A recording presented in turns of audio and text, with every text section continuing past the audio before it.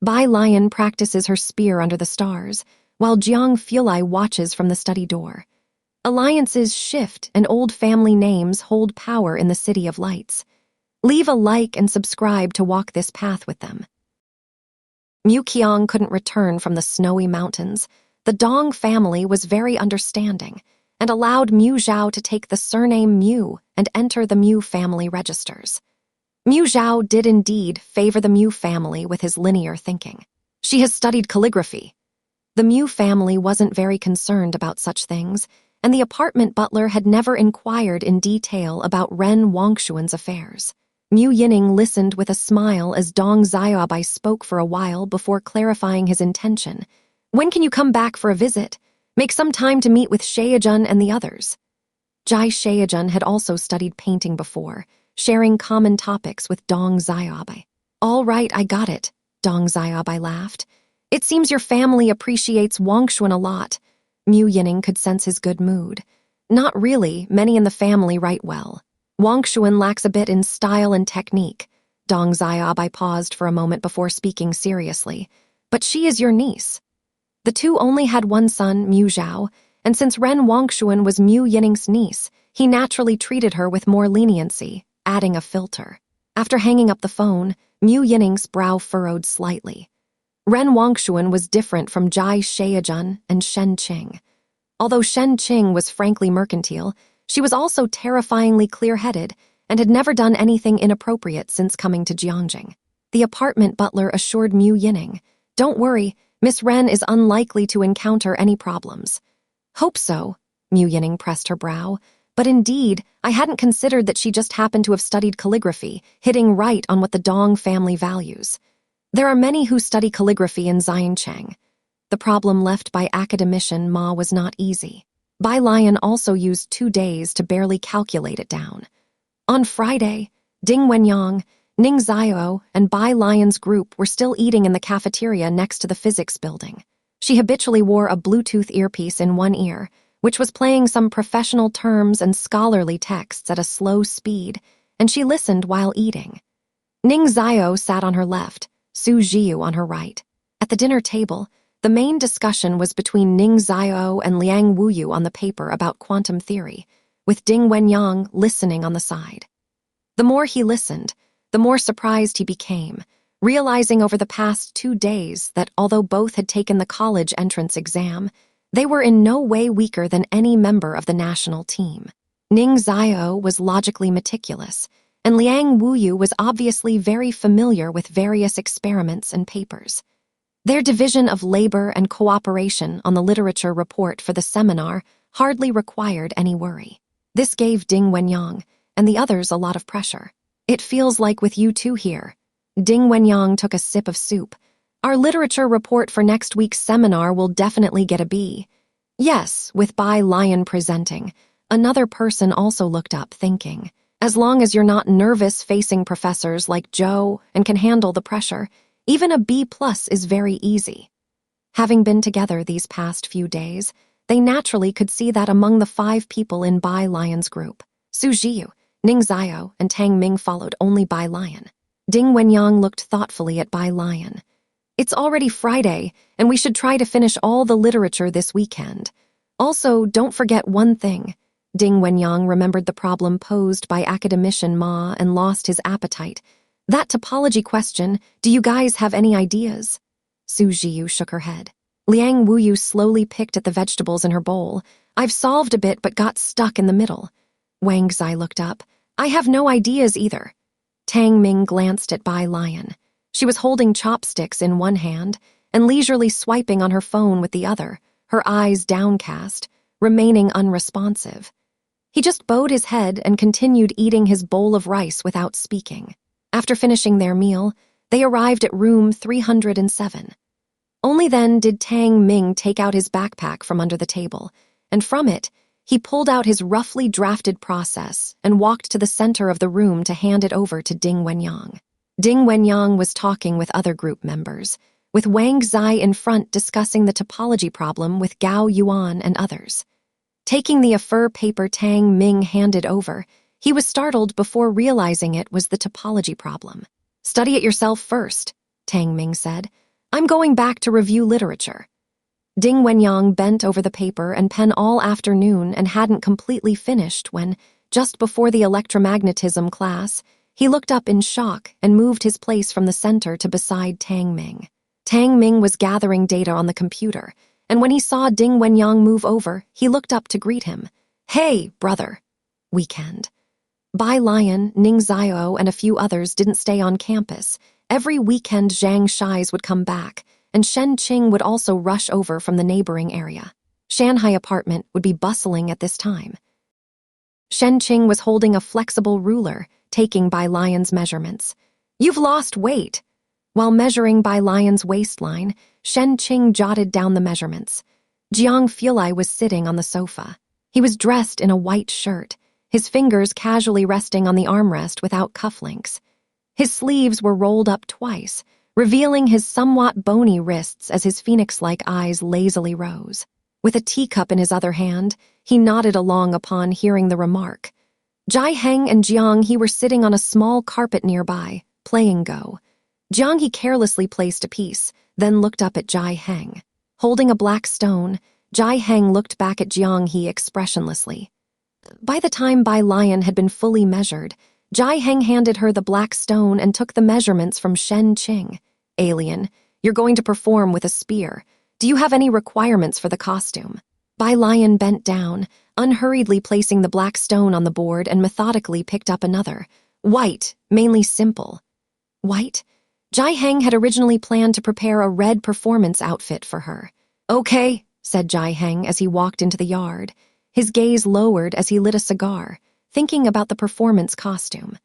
By the glass doors, Bai Lion sat cross-legged opposite Jiang He, with the last black stone between her middle and index fingers. Her fingers appearing even whiter, she placed the black stone in one spot and said leisurely, Jiang Xiaoneo, watch closely. This move is called cabbage array. Opposite her, Jiang He. On the side, Jiang Fulai from the sofa set down his teacup and came over to admire Bai Lion's cabbage array. Good, play like this next time. Speaking of cabbages, Shen Qing asked Jai Heng, can the cabbages in the flower pots outside be eaten yet? After finishing the game with Jiang He, Bai Lion looked down at her phone and saw a message from a friend. Ding Wenyang. Ding Wenyang. File Ding Wenyang. So you're also a fan of Pick God. She had sent the documents for the research group to discuss. Bai Lion told Jai Heng, then returned to the third floor to start working on the PowerPoint presentation based on the files Ding Wenyang had sent. After she left, Jai Heng added more tobacco to his pipe. His gaze shifted to Jiang Fulai. Jiang Fulai came out holding Jiang He's Rubik's Cube. What did she say? Jai Heng asked whether Bai Lion was going to the full moon celebration or not. He always felt that Bai Lion had a weak kinship bond, and while she got along well with those friends, Jai Heng couldn't help but think that if he were to pass away in 100 years and Bai Lion's friends had all started families, how many people would still be by her side then? Su Weniao and Su Jiu got along quite well with Bai Lion. Jai Heng hoped that the child born to Jai Mulin would take a liking to Bai Lion, so that she wouldn't be left with nobody behind her. She has an orientation at the end of the month. Jiang Fulai idly spun Jiang He's Rubik's Cube. If she can't make it because of that, she won't go. When is the orientation? Jai Heng also planned to attend. The afternoon of the 30th. Bai Lion didn't know the time yet, but Jiang Fulai had already found out in advance. Jai Heng exhaled a ring of smoke, the wisps spiraling upward. I'll tell Su En. 303, study. When Jiang Fulai entered, Bai Lion had just opened PowerPoint. She had never made a PowerPoint before. The previous ones were always done by Wang Su and the others. She had just opened PowerPoint, and the cover only had the words quantum theory written in large letters. A literature report? Jiang Fulai leaned on the table with his hand, bent over slightly, and considered for a moment. I have a template. I'll copy it to you, and you can just fill in the content directly. Being involved in scientific research, he often needed to make reports and wasn't surprised. He used his own template, which was straightforward and clear. He opened the data report organized by Ding Wenyang and Liang Wuyu and the others. Just one glance at the abstract and his brows furrowed. He Wen's papers would be heavily critiqued by him, and the reports sorted by Ding Wenyang, Ning Xiao, Liang Wuyu, and the others made him question his own knowledge with just one more glance. Bai Lion leaned in to watch his operation, then noticed his expression. Ding Wenyang and Ning Xiao are just freshmen, Professor Jiang. Jiang Fulai, with a stern face, filled in the PowerPoint, pointing at a replicated line. Look, this data is a standard mistake. Bai Lion. After Jiang Fulai finished the entire PowerPoint, he stood up to give Bai Lion her place. Wanna try? I won't change yours. Bai Lion sat down, opening the paper Ma Institute scholar had given her. I'll use this one for practice. Jiang Fulai glanced at it, amplitude of spatial two-photon states. It's definitely sent by an academician from the Ma Institute. With one hand in his pocket, he read the summary and conclusion written by Bai Lion, and only then did he feel as if his eyes had been cleansed. Very well written. Tuesday morning was the academician's class from the Ma Institute. Ding Wenyang and his group had completely mixed with Tang Ming's, and early in the morning, he came to room 407 with a fur papers. Today, they had to hand in their answers to the academician. He purposely waited at the door for Bai Lion and Tang Ming's group. Wang Zai, how is your problem going? As soon as Ding Wenyang entered, he went over to where Wang Zai was sitting with Gao Yuan, and a few of them were quietly discussing something. Seeing Bai Lion and Ding Wenyang, they stopped and greeted them. Wang Zai stood up to explain, I'm getting nowhere. Ding Wenyang's expression slightly changed. Wang Zai was the star of their group, but these past few days, Liang Wuyu and Tang Ming had shared their understanding of the topology problem given by the academician, while Wang Zai had hardly spoken. Nobody didn't want to leave a good impression with the academician. Although the academician was certainly not taking on students now, just one letter of recommendation from him, and they'd have significant clout, no matter where they went. Ding Wenyang glanced at Wang Zai, but said nothing more. Friday. At 7 in the evening, it was time for the bi-weekly meeting of the Tengfeng class and the public literature report session. The Tengfeng class was very popular on the forums. Countless alumni inquired about where the bi-weekly meetings of the Tengfeng class took place. It's in the auditorium of the comprehensive building, Kong Wei and Yu Simon both said while holding their phones. Jiang University typically didn't have many classes on Friday nights. People from the school newspaper will be there to report, and a lot of people from the forum will come to cheer for you. We'll also go to support you. She specifically brought her hand-tied bouquet. Bai Lion picked up her laptop and went to the auditorium with them, Faculty of Finance building. Bai Shayaki was negotiating with the student council about the promotion of the welcome party when Song Min checked his phone and stood up with his books from the study room. Where are you going? Bai Shayaki asked as she followed him with her phone. Song Min spoke softly. The auditorium in the physics and engineering building. The Tengfeng class is holding a public meeting today. The Tengfeng class? Bai Shayaki was slightly stunned. Was it the class that Bai Lion was in? She followed Song Min to the physics and engineering building, where the auditorium was huge, capable of accommodating 400 or 500 people at the same time. Because of Bai Lion's connection with Ning Xiao and the others, the Tengfeng class was very popular this year. By now, the back of the auditorium was already packed with people, and everyone's gaze was focused on the students sitting in the middle rows. Almost all the gazes contained a sense of respect. Everyone knew that these were the individuals who represented the pinnacle of intellect at Jiang University. Wang Su and Pei Qin were among those observing from the back, and upon noticing Bai Shayaki and Song Min, who they recognized, they spoke in hushed tones. You guys came too. Reporters from the Jiang University school newspaper were already on site taking photos. Song Min, observing the unusually expressive crowd, inquired about it. Do you see that first row? That's Dean Huang sitting there, Wang Su explained to Song Min, the dean of the physics faculty, the second disciple of academician Ma. We met him last time. He's attending the Tengfeng class meeting. This academic atmosphere indeed stirred one's soul, but the crowd watching from behind could easily cause nervousness. Bai Shayaki's gaze lingered on the girls sitting at the end of the back row. The first group had already gone up to speak, delivering their presentations with neither servility nor overbearance, and the content was all academic papers, typically beyond the realm of what regular undergraduates studied. Dean Huang and Zhou Wenqing did not rate them highly. Most received Cs and Ds. This was Bai Shaoqi's first time attending such a report, and she turned her head to Song Min, commenting, "The scores seem a bit low. I wonder if my sister can keep up." It wasn't just her. Most of the students who came to watch were curious about the performance of Bai Lion and the other new students. The back of the middle row. After Gao Yuan's group finished their literature report, Dean Huang looked up and nodded rarely. "Very good, I give you a B+. This research exceeds what you can currently study." Bai Lion's group was the last one. However, ever since Gao Yuan's group presented, Ding Wenyang and his group had ceased discussing. Since Gao Yuan's group had chosen the same topic as Ding Wenyang's and had not only built upon the ideas of Liang Wuyu and Ning Xiao, but also enhanced and optimized each detail and step, further exploring the subject.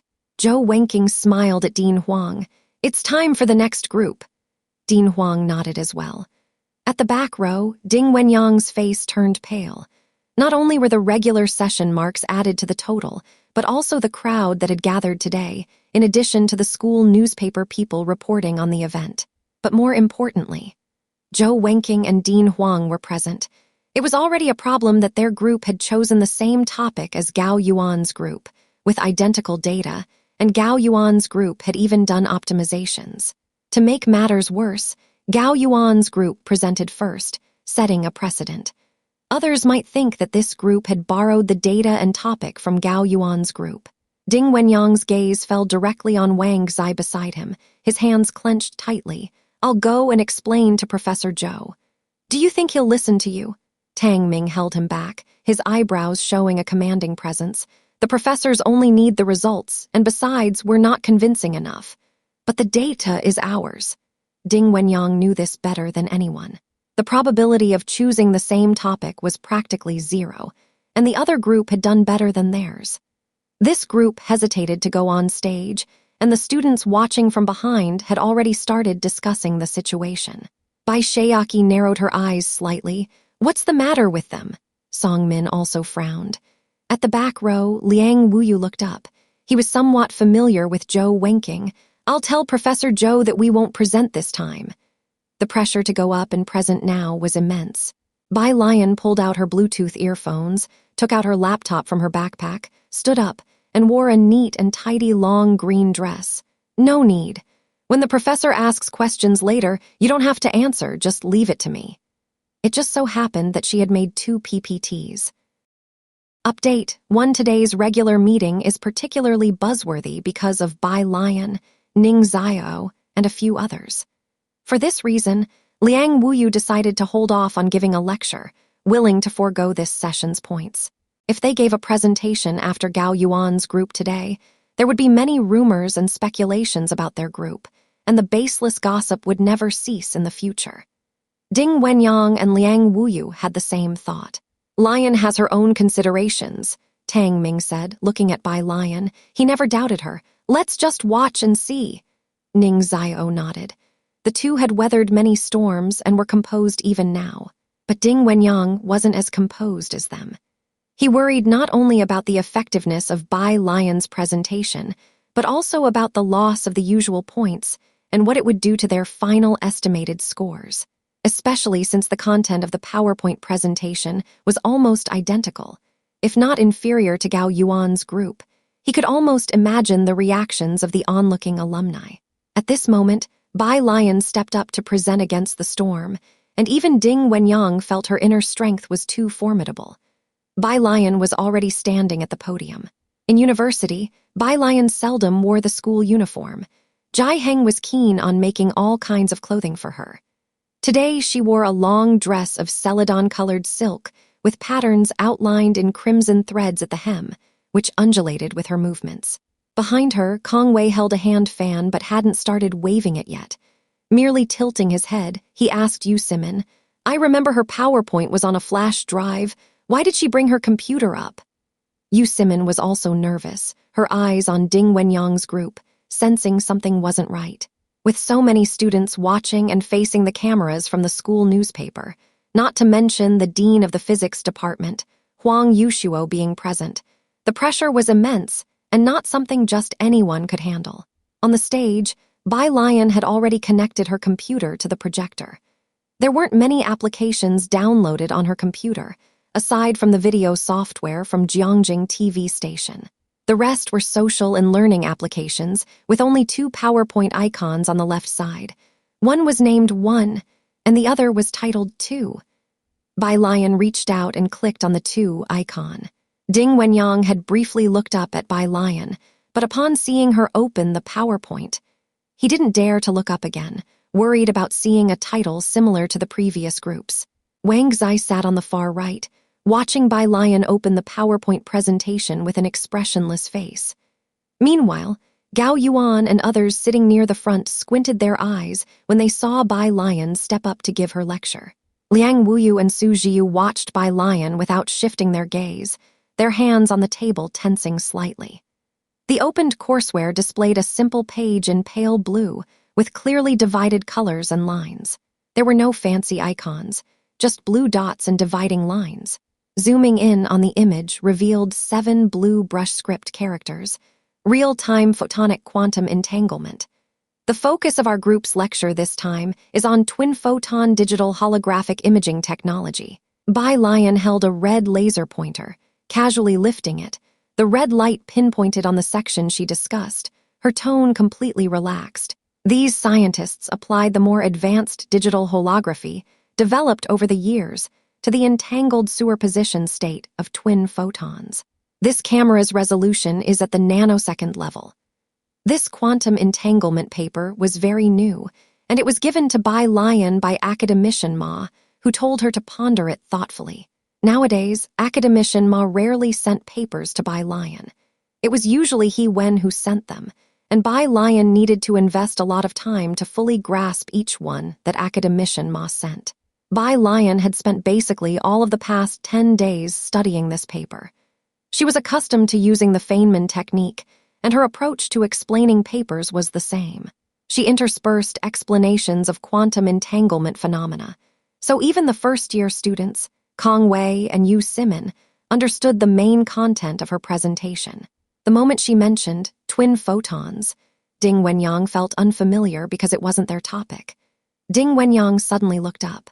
Bai Lion had already moved on to the next page, half leaning on the podium, pointing at the image with the laser pointer in her right hand, gently tapping on the image in the PowerPoint. This image displays the interference pattern left behind by a pump beam through a yin-yang-shaped stencil.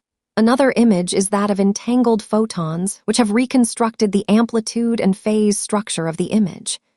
Bai Lion stood on the stage, clad in a blue attire, unflustered by the changing situation.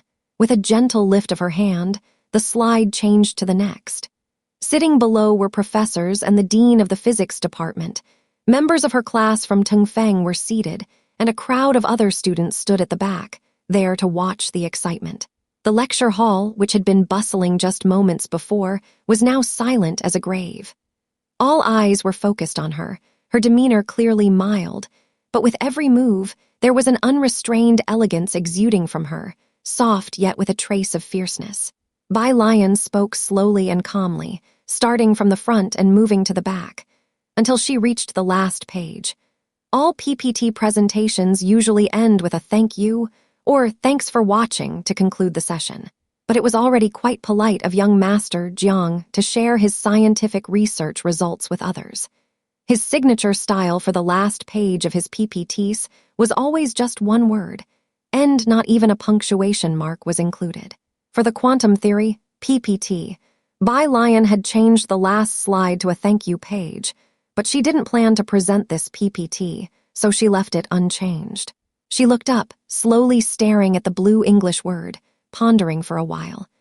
After a long pause, she turned casually to the first row where professors like Zhou Wenqing were seated and politely said, "My presentation ends here. Thank you for watching."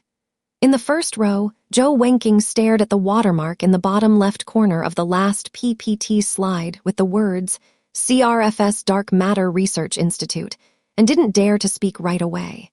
Even Dean Huang fell silent for a moment. Bai Lion switched the PPT back to the cover page. She didn't wait for a response from Zhou Wenqing or Dean Huang, paused briefly, and looked questioningly at the more familiar Dean Huang. As the class advisor for Tengfeng, Zhou Wenqing had seen some reputable projects and heard summaries of Jiang Fulai's projects. His project reports always featured PPTs he made himself, a template ever unchanged among science students. He was no different. Almost immediately, he and Dean Huang recognized where the template came from. Professor Zhu Lan, sitting beside Zhou Wenqing, didn't recognize it. He simply looked up at the words, real-time photonic quantum entanglement, and then his gaze became very gentle when it landed on Bai Lion. So the purpose of these few diagrams is to analyze the wave function. Bai Lion looked towards Professor Zhu Lan, who had posed the question, and answered with poise. It indeed portrays a wave propagating along the positive x direction with angular frequency. As she spoke, Professor Zhu Lan couldn't help but nod along, the smile on his face barely concealed. It was all admiration for her. "Professor Zhou, Dean Huang," said Zhu Lan, turning his head after she finished answering. "I think Bai Lion's analysis is very good. Real-time photonic quantum entanglement was published less than a month ago. Very few people in the country truly understand what this paper is about. I give an A+. Zhou Wenqing's gaze finally moved away from the PPT and settled on Bai Lion. After a few questions, they confirmed the capabilities of the girl before them. "A plus it is." The professors had no objections at this point. After all, Gao Yuan's group had received a B+, and Bai Lion's report exceeded theirs in both quality and depth, making a simple A seem insufficiently low. "Dean, what do you think?" Zhou Wenqing looked towards Dean Huang, previously expecting an average performance from the new students, yet the outcome surprisingly exceeded expectations. "It's not easy for this group of students to achieve this level." Dean Huang looked in Bai Lion's direction. Zhou Wenqing thought that this PPT was made by Ding Wenyang's group, but Dean Huang knew that this paper had been given to Bai Lion by academician Ma. It was not likely to be a topic from Bai Lion's group, which meant this high level of completion was achieved by Bai Lion alone. He delivered the verdict. "A plus." Once Dean Huang spoke, he finally set off the previously quiet crowd in the back. The silent lecture hall began to stir. And at this moment, Ding Wenyang's group finally realized, having barely interacted with Bai Lion, that this was their first experience witnessing her miraculous approach, and they all turned to look at Tang Ming. Having been published less than a month ago meant that Bai Lion had completed this PPT in recent times. So, while she was in the Tengfeng class, discussing quantum theory literature with us, she also took the time to study real-time photonic quantum entanglement on her own. Is this the strength of this year's top scholar of the college entrance examination? Wenyang and thought for a while. Then he shook his head deeply. "Not exactly. She still has to do long-distance running during this period, and she will practice the spear at night," Tang Ming explained to Ding Wenyang. Ding Wenyang understood the part about long-distance running, but he couldn't follow Tang Ming's train of thought. The spear! He couldn't figure out what spear training had to do with quantum entanglement for the life of him. "Yeah, exactly." Tang Ming saw an opportunity while the Finance Institute was vigorously promoting their academy's performance, and seized the moment to pitch it to Ding Wenyang. "Remember to come to the freshman welcome event, jointly organized by the Physics and Finance Institutes on September 30th. Su Jiu raised her head, her voice very soft. "September 30th? Liang Wuyu glanced down at her. Why couldn't she ever grasp the main point? When Bai Lion returned to her seat, Tang Ming was still selling the event to Ding Wenyang. The people in Ding Wenyang's group were all very excited, and as they looked at Bai Lion, they all wanted to say something. Her presentation on the amplitude of spatial biphoton states was simply too brilliant. The people in her group hadn't even bothered to greet the professors in the first row, instead crowding around Bai Lion. "Sis, from now on, you're my big sis," Ding Wenyang said, his peripheral gaze falling on Wang Zai, who was sitting alone to the right. It didn't take a genius to figure out who in this group was closer to Gao Yuan's group. "You're just too cool." Kong Wei and Yu Simon finally squeezed through the crowd, and after complimenting Bai Lion, They greeted Liang Wuyu, Ding Wenyang, and the others with trepidation. Standing with them amidst this group of people certainly brought its own pressure. Behind them, the school newspaper team finally came to their senses and carried their camera over to interview Bai Lion. I just knew it. She definitely wouldn't be weaker than the previous group, Wang Su said excitedly in the crowd. Songmin, I'm going to find Bai Lion and the others. Are you two coming? They all had been to Boyuan Base and were familiar with each other. As soon as Wang Su spoke up, Songmin snapped out of it. You guys go ahead. Wang Su and Pei Qin didn't mind and went forward to find Bai Lion, Tang Ming, and the others. After the last group had finished their presentation, the professors seated in the first row still seemed to be relishing the experience, as listening to a high-quality academic report was a pleasure in itself. Gao Yuan went to greet the professors and Dean Huang. Gao Yuan, Zhou Wenqing got up with his documents in hand. Your group was very good. Keep up the good work. The rising tide lifted all boats in the Gao family, and the professors were all giving face to them. However, today, the professors were all discussing Bai Lion's group's literature report with admiring tones and interacted less with Gao Yuan. Dean Huang didn't have any special relationship with the Gao family. He walked in the front, occasionally being greeted by students. Zhu Lan packed his things and thoughtfully followed behind Dean Huang. He was already imagining how proud he would be to have Bai Lion as his student, leading her through various academic battlefields, watching her from below the stage. Zhu Lan spoke to Dean Huang in a low voice about the possibility of this happening. Upon hearing this, Dean Huang's lips twitched, and he gave Zhu Lan a look. I advise you to dismiss that thought. Why? Zhu Lan guessed. Have you taken a fancy to her too? Dean Huang touched the top of his head and didn't reply. This was his junior sister after all. Master, Jiang didn't even compete with the Ma Institute for her, fancy her. How could he dare to fancy her? The crowd bustled, and Wang Zai, with his laptop and backpack, approached Zhou Wenqing. Zhou Wenqing recognized him and was surprised. Wang Zai, are you considering switching groups? Yes. Wang Zai clutched the strap of his backpack, looking downcast. I've already discussed it with Gao Yuan. The literature report had taken him by surprise, but Wang Zai had no regrets about his choice. As part of the Gao family, Gao Yuan had far more resources at his disposal than Ding Wenyang and the others. Zhou Wenqing nodded. As long as it's been agreed upon between the two groups, that's fine. But Wang Zai, I think Ding Wenyang's group has great potential for future development, so give it careful consideration. Great potential for development? Just how great could it be?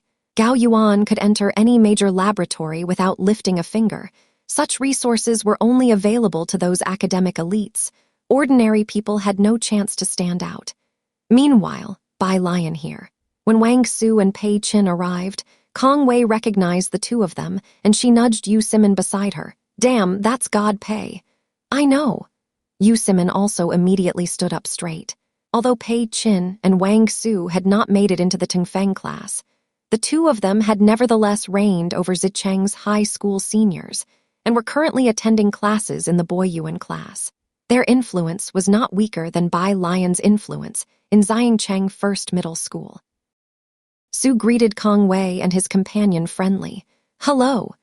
Immediately afterward, Wang Su complained to Bai Lion, Sister Bai, why don't you just join our Boyuan class? I really can't solve the math problem left by the professor. Who said on the forum that its good sister Lion isn't in your math class? Tang Ming mercilessly exposed Wang Su. When Tang Ming wasn't trying to appear deep, he talked more, chattering with Wang Su. Bai Lion picked up her computer and walked outside the lecture hall. All right, send me that problem later and I'll take a look. Really? Wang Su perked up. Why wait for another day? I'll send it now. Without Bai Lion speaking up, Wang Su usually didn't dare to bother her. After all, Bai Lion rarely replied to messages, killing all conversations with a single one or a. She seemed gentle, but somehow intimidating. He opened his phone and just sent the difficult question left by the Boyuan professor to Bai Lion. Ding Wenyang's group glanced at each other upon hearing that someone from Boyuan class had to send a question to Bai Lion. The Boyuan class was asking Bai Lion for help with a math problem. They're from the Tongfeng class, right? As this group gathered and chatted, Kong Wei took the opportunity in the crowd to add Pei Chin and Wang Su's WeChat ids. Ding Wenyang offered to buy everyone milk tea. Kong Wei held his phone, looking at the newly added contacts. He exchanged glances with Yu Simon. Pei Chin and Wang Su were the leaders of Zicheng High School and first-year students of the math department. They were also the new stars of the math department this year. However, it seemed that all these new stars were being led by Bai Lion. "Hey," Ding Wenyang looked at the red slogan outside. "Is the welcoming party on 9.3 the one you mentioned before?" Tang Ming looked over. The finance department was mostly made up of capitalists, the richest department in Jiang University, naturally willing to spend money on advertising. 9.3 in the Great Hall. The finance department welcomes you to celebrate the National Day with high mountains and flowing water meet the zither master. While Tang Ming was not familiar with the finance department, Kong Wei and Yu Simon were staff members of the student union and knew most of the details. Yes, this high mountains and flowing water must refer to Bai Shayaki. She is a popular Gazheng blogger on short video platforms, and the finance department is using her as a model for promotion. Also, Kong Wei shook the hand flower he was holding, reminding, "Remember to be there to support Bai Lion. We can't let ourselves be overshadowed." "Overshadowed by what?" Ding Wenyang clicked his tongue. "After tonight, the forum is going to explode again." Although the campus newspaper didn't manage to interview Bai Lion just now, they took a lot of pictures. A plus, it had been a long time since a first-year Tengfeng class had received an A+ grade. Gao Yuan's group was considered high with a B+, and most of the other groups were CS and Ds. If it wasn't for being in the same group as Bai Lion, the thought of an A+ grade would be despairing for him. Ding Wenyang respectfully handed a cup of milk tea to Bai Lion. Bai Lion held her computer in her hands. She took the milk tea from Ding Wenyang but didn't drink it right away. She just stood lazily by the roadside, scanning the path ahead. At the intersection ahead, a figure slowly appeared. Head slightly lowered, an aura of quiet, indifferent composure. "You guys keep chatting. I'm going to leave now." Bai Lion bade them farewell. Ding Wenyang wanted to discuss with Bai Lion the issue of their project leaking. Seeing her about to leave, he hurried after her. "Sister Mai." "Brother Ding." Tang Ming was startled. He quickly grabbed Ding Wenyang by the back of his collar. "Brother Ding, whatever it is, you can talk to me or Ning Zio about it." Ding Wenyang was over 1.7 meters tall and quite sturdy. Although Tang Ming was a bit taller, he was much thinner than Ding Wenyang, yet somehow, he managed to hoist Ding Wenyang up with one hand. Kong Wei and the others were very surprised by this. Tang Ming apologized and then let go. "It's about Wang Zai." Ding Wenyang rubbed his neck, unfazed, and showed his phone to Tang Ming. Wang Zai had already left their group chat just now. In the past 2 weeks, Wang Zai hadn't interacted with them, but had grown closer to Gao Yuan's group. The topology problem given by academician Ma was difficult, and Ning Zio and Liang Wuyu had been discussing it. Yet, Wang Zai had been avoiding them the whole time. Ning Zio took one look and said, "If you mind that we are newcomers, we can talk to Professor Zhou about forming our own group." "How could that be? I just didn't expect Wang Zai to do such a thing."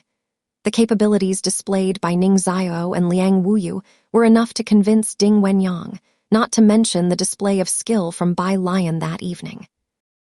"Land 3, actually, it's kind of expected," a person in Ding Wenyang's group whispered. "I've heard that in Gao Yuan's group, Gao Yuan's doctoral brother helps them with the topology problems assigned by academician Ma. Scoring high surely gets them noticed." "Doctoral brother?"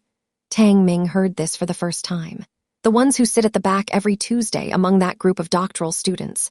Ding Wenyang explained to Tang Ming and Ning Zio. "Gao Jiachin, you must have heard of him, right?" "Him?" Kong Wei knew of this person. "The one said to be on par with Senior He Wen." "Right," Ding Wenyang said, feeling envious. Being in Gao Yuan's group, their final topology grades will definitely not be low. Academician Ma might actually remember them. The lights at Jiang University were not bright at night. Jiang Fulai stood at the crossroads, carrying a paper bag in his left hand, his features deep set and outlined by the hazy light into a cold curve, with lazy strands of hair draping over his eyebrows. Behind him followed a petite and delicately beautiful child. The child was dressed in a British school uniform, carrying a cabbage-patterned pouch that didn't quite match his outfit, bulging with unknown contents. He held a bottle of Wangzai milk, drinking with his head bowed, his eyes rolling around as he looked ahead. Passers-by dared not stare at Jiang Fulai, but they found the child behind him too exquisitely cute, cautiously watching the kid with sidelong glances. They wanted to take out their phones and snap a picture, but were wary of the man standing beside him.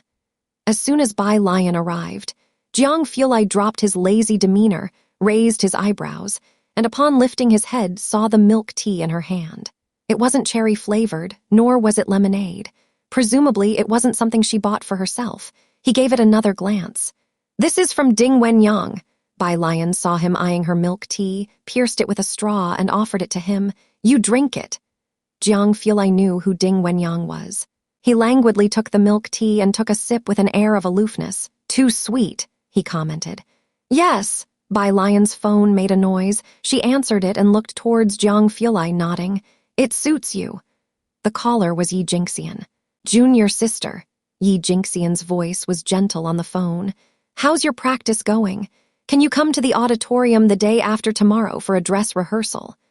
None of them had seen Bai Lion's performance yet and had no idea what it was like. Stepping in the tree shadows, Bai Lion looked down at Jiang He. "I'm fine with it." She was always easy to talk to. Yi Jingxian sighed as she hung up the phone and looked at the people in the temporary meeting room. "So, how should we arrange the program? With both colleges holding the event together, the finale is very important." Ba Shiming looked at the program list and pondered for a moment. "The sequence is long. We can't have the audience leave before the end." "President Ba, you don't have to worry about that." A senior from the finance college chuckled.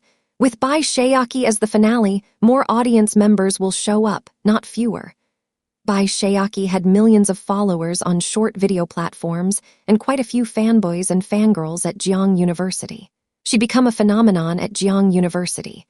"Then let Bai Lion open the show." The opening act was also crucial. Yi Jingxian looked up. Bai Lion was popular on the forums and also this year's top Gaokao scorer.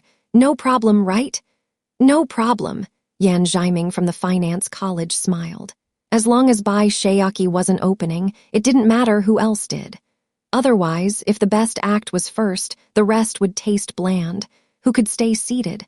Who would want to watch the rest of the program? Update 1. Let's arrange it this way for now. Yi Jingxian noted down the rehearsal schedule with Bai Lion for the day after tomorrow in her notebook. "President?" She sought Ba Shiming's opinion. Ba Shiming sat in the front, wearing a neat shirt and casual trousers, his fingers idly tapping on the program list. "Yan Zhaiming, does your finance institute have any other requirements?" Bai Lion would open the show, and a few people would support the middle, with Bai Shayaki closing in the end. As long as Bai Shayaki was the finale, there basically was no question. Yan Zhaiming thanked him. "No more, President Ba. The auditorium is left to your physics institute." After the people from the finance institute left, Yi Jingxian and Ba Shiming still had trivial matters to discuss. They were behind the people from the finance institute, and when they were going downstairs, they happened to meet Dean Huang and Professor Zhou Wenqing, who had just returned from the lecture hall. "Dean Huang, Professor Zhou," Ba Shiming, Yi Jingxian, and a few others stopped and stood on the right side of the staircase, making way for Dean Huang. Seeing the members of the student council, Dean Huang stopped. He didn't recognize Yi Jingxian, but he had seen the student council president from the physics institute. "Boss student, you're still having a meeting this late?" "We're discussing this year's freshman welcome party." Ba Shiming showed the program list to Dean Huang. Dean Huang took a brief look, and Bai Lion's name was prominent right at the front. "Bai Lion is participating too. When is your party?" Ba Shiming was quite surprised that Dean Huang would ask about this event. "It's on the 30th at 5 p.m. in the main auditorium, Dean. Would you like to come watch?" "I will." Dean Huang handed the program list back to Ba Shiming. After Dean Huang and Zhou Wenqing left, Yi Jingxian finally spoke cautiously to Ba Shiming. "I finally saw Dean Huang not just in the news. He's coming to watch our freshman welcome party." "Yes." Ba Shiming straightened his sleeves, seriously adding, "Tell everyone to be spirited. This year the dean will watch our party. We must show them the best of our physics institute. As if you need to tell me. Jingxian had already taken out her phone, spreading the news in the group chat of the staff. Ordinary students might only see Dean Huang's photo on the school's official website from their freshman to senior year. Ba Shiming and the others also didn't expect their institute's freshman party to catch the attention of Dean Huang. Bai Lion returned to room 303. Today was Friday, and Zhang Shais was sitting in the hall writing test papers, still wearing the t-shirt from the affiliated high school. The teaching intensity at the affiliated high school was much higher than that of Xiangcheng First High School, but he had gotten used to this intensity over the year.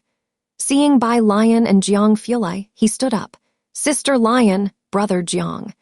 His glance shifted behind them, not seeing Ning Xiao and Tang Ming return. Jiang Fulai was still holding a milk tea in one hand, almost finished. His narrow phoenix eyes coldly swept over Zhang Shais, handing a paper bag to Bai Lion with his other hand. Do you have a monthly test next week? Yes.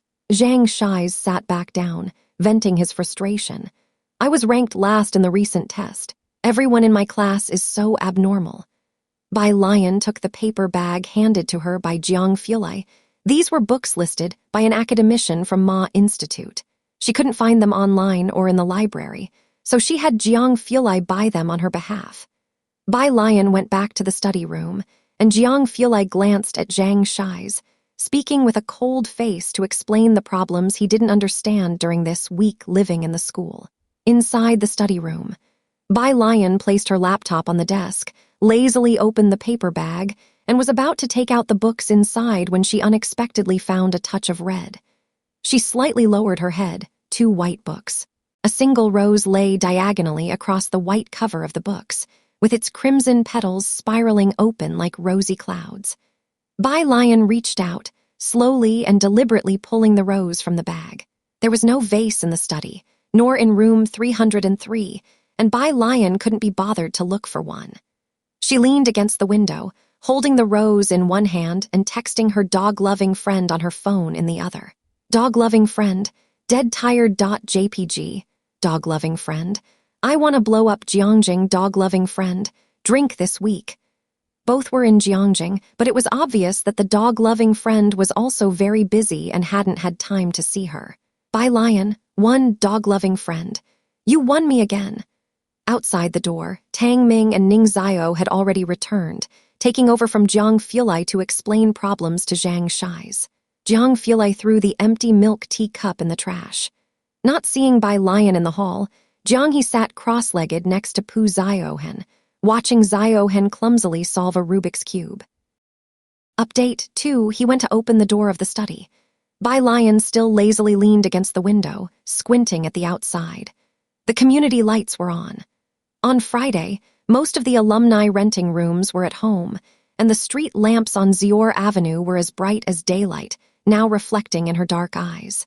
The fair hand loosely held a bright red rose, like looking down at the city's ramparts, gazing back at the sea of lights. Jiang Fulai's hand rested on the doorknob, silently watching her. Mountains and rivers vast, human world full of stars. Just one. Jiang Fulai turned sideways, closing the study's door, looking at the rose in her hand, suddenly smiled. Luckily, it's not crushed. Bai Lion turned to look at him. No vase. Jiang Fulai walked beside her, his tone light and breezy. Ask Ming Dingheng to buy one. Sunday. At Jiang University's grand auditorium, when Jingxian arrived, a crowd had already gathered. The finance department had gone to great lengths to promote the event. Journalists from Jiangjing media would be there to capture the freshman night, and the dean of the physics department would also attend. Therefore, both departments took the freshman party very seriously. Jingxian had arranged with Bai Lion to rehearse at 5:30. She saw a bunch of staff on the stage and asked Kong Wei what was going on. Bai Shayaki has borrowed the sound system from Jiangyan, Kong Wei explained to Jingxian. They are testing it now, and later Bai Shayaki will also test the sound of her gazhang. As he spoke, Kong Wei pointed to the gazhang on the stage, watched by many. I heard her gazhang cost 39W. Hearing the price of the gazhang, Jingxian also took a look. But the gazhang wasn't important right now. She looked down at the time. It was 5:10 p.m. "Minister Yan!" Yi Jingxian crossed through the crowd to find Yan Zhiming from the finance department to discuss Bai Lion's rehearsal. "I have an arrangement with her at 5:30. Bai Lion was from Tengfeng class, and the grand auditorium wasn't always available for rehearsal. "Can Bain Lion switch to another time?" Yan Zhiming exchanged a glance with the president of the finance department. "Minister Yi, as you know, the stage sound effects are also very important. Bai Shaoqi has managed to get professional sound technicians from Jingxian for testing." In their eyes, Bai Lion could rehearse anytime, but the sound technicians from Jingxian weren't so easily available.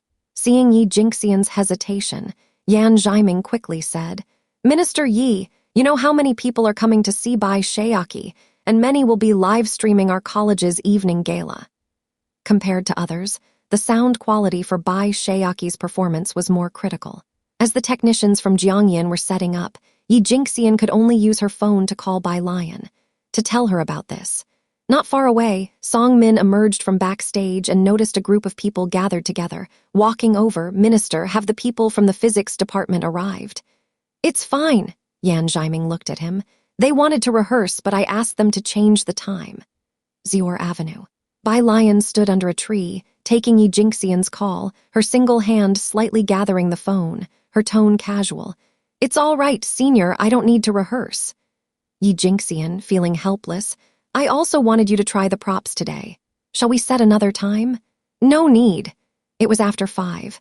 The sun over Jiangjing hadn't fully set. Slivers of light filtered through tree leaves, casting a splintered glow. Dazzling. Bai Lion walked towards the bus stop across the street. Since she didn't have to go rehearse, she decided to take the bus directly to Yunxiao District. Yunxiao District, Azure Dragon Bar. At the bar, Zun Chun was dressed in a silver camisole, her lazy hair trailing behind her head, exuding a futuristic vibe, handing Bai Lion a cocktail with a blue gradation. "Why didn't you let me know in advance that you were coming? Mr. Zioki has stepped out." Bai Lion sat on the stool, her gaze contained as she looked at the message from Wen Jixia, her leg casually propped up. "I had plans with a friend here." Her fingertips danced on the glass, and beneath the lights, the liquid in the glass shimmered. When Wen Jixia wearing a baseball cap arrived, she saw Bai Lion seated at the bar. Today, Bai Lion wore a retro cheongsam top with silk fabric, beautifully embroidered, a matching long skirt below, and a white jade hairpin in her hair. Ignoring the backdrop of the bar behind her, at first glance, she resembled a classic lady from the Jiangnan water town leaning against a stone railing. "Why are you sitting here?" When Jixia led Bai Lion to the reserved booth, summoned the server to bring a bunch of drinks, and ordered a few servers to come over to keep them company. Bai Lion held her drink while sitting next to Wen Jixia. Wen Jixia seemed to be in a bad mood, just drinking one glass after another. Seeing her drink more and more, Bai Lion stopped her. "Shall we go out for a walk?" Nanjing said she had left a car for her. Speaking of drifting, when Jixia's expression worsened, "No more drifting, the old lady keeps a tight leash." Bai Lion searched her memory. There wasn't much news about Wen Jixia, mainly just the two of them drifting in Baikeng together, then drinking and bitching about Song Min. That was all. "You do look quite the part when you're serious," Wen Jixia said, watching Bai Lion dressed in classic attire, sitting quietly in the booth with a languid expression while two good-looking young men didn't dare to approach her. With a wine glass in hand, there was this disconcerting sense of a traditionally educated miss turned up at a nightclub. When Jixia pulled a cigarette from the table, held it in her hand, and a boy immediately lit it for her. She slowly blew out a smoke ring. "Damn, it's perfect. My grandmother's kind will definitely prefer someone like you. Acting the part at home is freaking exhausting." Bai Lion knew when Jixia kept up the facade of a lady at home. She leaned back slowly, listening intently to Wen Jixia. Sure enough, midway through the drinking, when Jixia dropped a bombshell, "I'm getting engaged." As for who the other party was, Wen Jixia didn't say, but it was just a business marriage. At 8 o'clock, Jiang Fulai sent a message, asking where she was. Bai Lion looked at the drunk Wen Jixia and sent him the address. She took Wen Jixia outside. The bar manager recognized Bai Lion and was about to ask if she needed assistance when he caught a glimpse of Bai Lion's cold eyes. He didn't dare to speak and silently followed behind her. Outside the bar, a gust of wind blew, and Wen Jingxian seemed a bit more sober. She tilted her head to look at Bai Lion and suddenly asked, "I noticed from the first glance. Are you an alter ego?" Bai Lion was startled. Wen Jixia's eyes were blurry and she felt like vomiting. "Can she come back? Is she still inside your body, is she?" "All right, Jai Mulan," Bai Kaiming, and even Jai Heng hadn't noticed that she was no longer the her from before. Sometimes Bai Lion even thought that, aside from her, it seemed no one remembered who the previous Miss Bai was. Wen Jixia's ringing cell phone in her pocket startled Bai Lion awake. The one calling Wen Jingxian was a contact, saved as Butler. Bai Lion sent him their current address. The Wen family was likely in Yunxiao district. They would arrive faster than Jiang Fulai, and the Wen butler soon came to pick up Wen Jingxian. "Thank you." The butler had someone help Wen Jingxian into the car, looking surprised at Bai Lion's gentle attire. He probably didn't expect Wen Jingxian to have such a friend. Bai Lion stood there, watching the Wen family's car drive away, her eyes slightly narrowed. She turned to the bar manager at an unhurried pace and said, "Tell Zioki to check out the Wen family." Wen Jingxian, the only friend of the original host in this world. September 30th. Jiang University had one more day of classes. The holiday would officially start on the 1st of October. Bai Lion returned to the dorm after her morning run. The other 3 roommates were already awake, with Kong Wei browsing a forum in bed and greeting her roommate, "Morning." While speaking, her eyes were fixed on her phone's screen. On the forum, Bai Lion's speech from the previous week had been circulating for a week now. In the past 2 days, there had been discussions about the welcome parties at the 2 major academic institutions, and Bai Lion's opening act had been promoted. "I heard Bai Lion is opening, and I've already changed my ticket. There's also a famous zither player who's really good. I'm quite looking forward to the joint event between the physical sciences and finance departments this year. To be precise, mainly the finance college. I know, the twin stars of the finance college. That zither play was learnt from Jiangyan's professor. Everything Jingxian produces is top-notch. Today, the 2 institutions are hosting welcome parties. Kong Wei didn't stay in bed for long, as she had to go help out at the student union after breakfast. Yu Simon had an early 8 o'clock class and didn't have time to go to the union. After showering, Bai Lion went to the cafeteria to eat, and Kong Wei went with her. In the school, Tang Ming, Yang Lin, and Ning Xiao and others all used Bai Lion's meal card. After grabbing her meal, Kong Wei sat next to Yang Lin. "She hasn't had her rehearsal till today, I'm a bit worried." Across from her, Tang Ming took a bite of his fried egg pancake and asked, "What are you worried about her for?" He continued nonchalantly, "Sister Lu's shooting skills were taught by her. What you should worry about is, with her opening the event, how will anyone follow that act?" Yan Lu had practiced with a long spear in the Zhang family's backyard for over a month, and Pu Ziohan had filmed some raw video material. At that time, Tang Ming was not acquainted with Yan Lu, but he was aware of it. After Great Yang was aired, Yan Lu's rise to fame was unmatched, and during the filming, she never used a stunt double. The production team even revealed that no action director could give her any guidance. In the university town forum, Ning Xiao would not take a second glance, and Bai Lion had no time for it. However, Tang Ming was all eyes and ears. He knew the hottest topics recently discussed on the forum. The finance department spent time promulgating the event, so there were many attendees specifically for Bai Shayaki today. But there were also a substantial number of students who had long heard of Bai Lion. Bai Lion's famous posts on the forum had become 3. The post from her initial trip to Jiangjing last year captured by chance the thread with 2 images as the masters this year, and the last one was taken by the school newspaper in a lecture hall last week. The program list for the joint event of the 2 institutions was posted on the forum.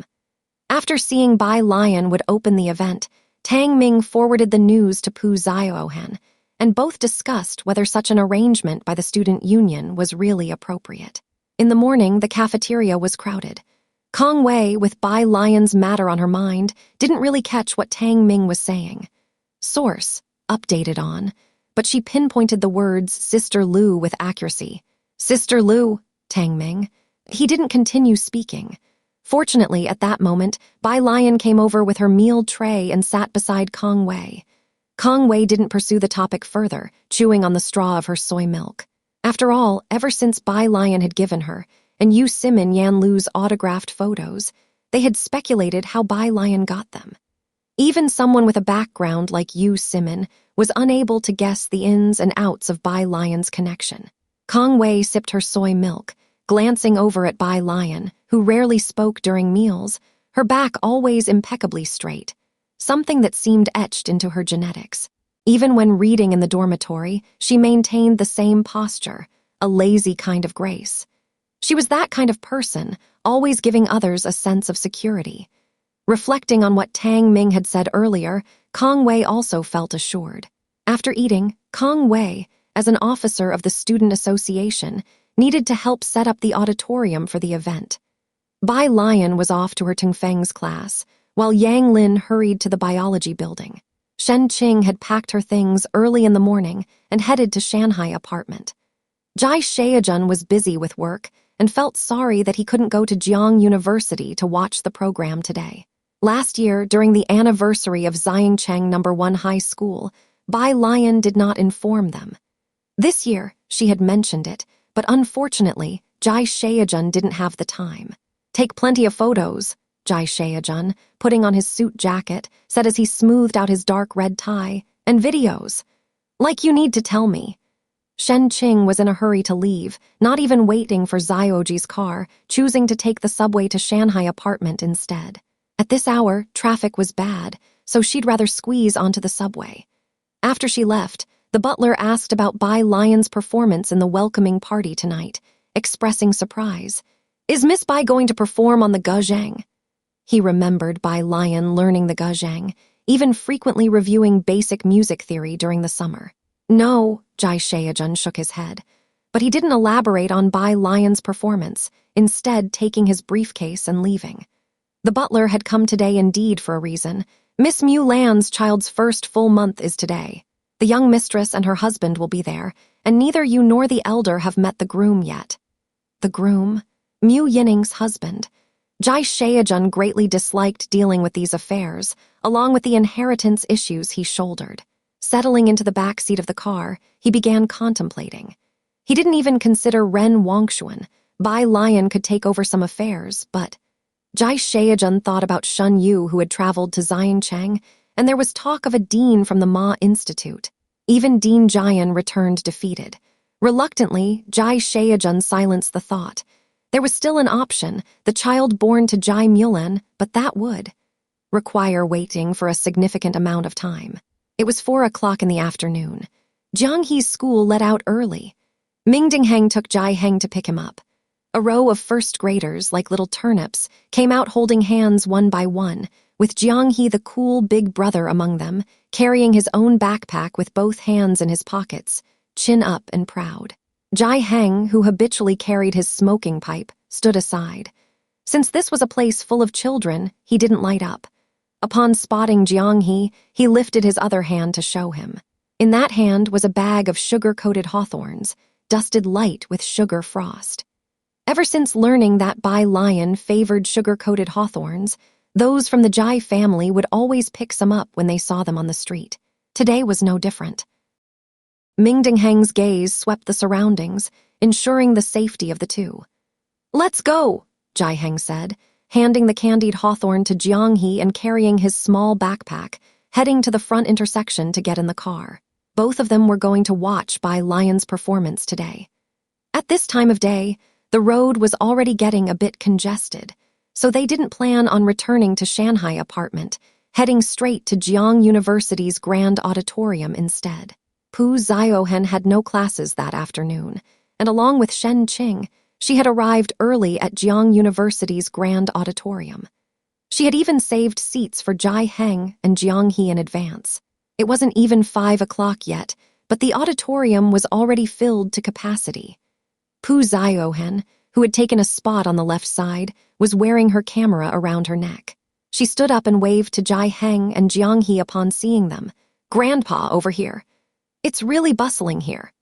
Shen Qing, who didn't visit Jiang University often, looked at the red banners outside the auditorium bearing Jiangjing University School of Finance and Jiangjing University Department of Physics, and naturally felt a sense of pride and grandeur. Every passing student was a pillar of the country, and her niece was one of them. The grand auditorium was spacious, able to accommodate thousands of people at once, with seating radiating out from the central stage. The performance hadn't started yet, and popular music was playing from the side speakers. Jai Heng took a seat to the side, resting Jiang He's backpack on his lap, while Jiang He sat next to him, nibbling on his candied hawthorn. Outside, Song Min and Bai Shayaki had also arrived. Bai Shayaki was dressed in haute couture today, wearing a purple gown that revealed her fair clavicles, her demeanor cold and composed, neither humble nor arrogant. Even as an illegitimate child, the etiquette her mother had taught her since she was young was impeccable. Mrs. Song looked at Bai Shayaki appreciatively and nodded. "I told you this dress suits you." The two of them entered with Mrs. Song. Song Min had distinguished himself as a member of the student union of the School of Finance, and the student union had reserved the 2 front rows in the middle, with the second row set aside for some of the key personnel, naturally including seats for Song Min and his companion. By this time, more than half of the first row had already been filled. The first row was reserved for some leaders and investors. 2 spots were also set aside for photographers, and the reporters had already arrived, making the scene extremely lively.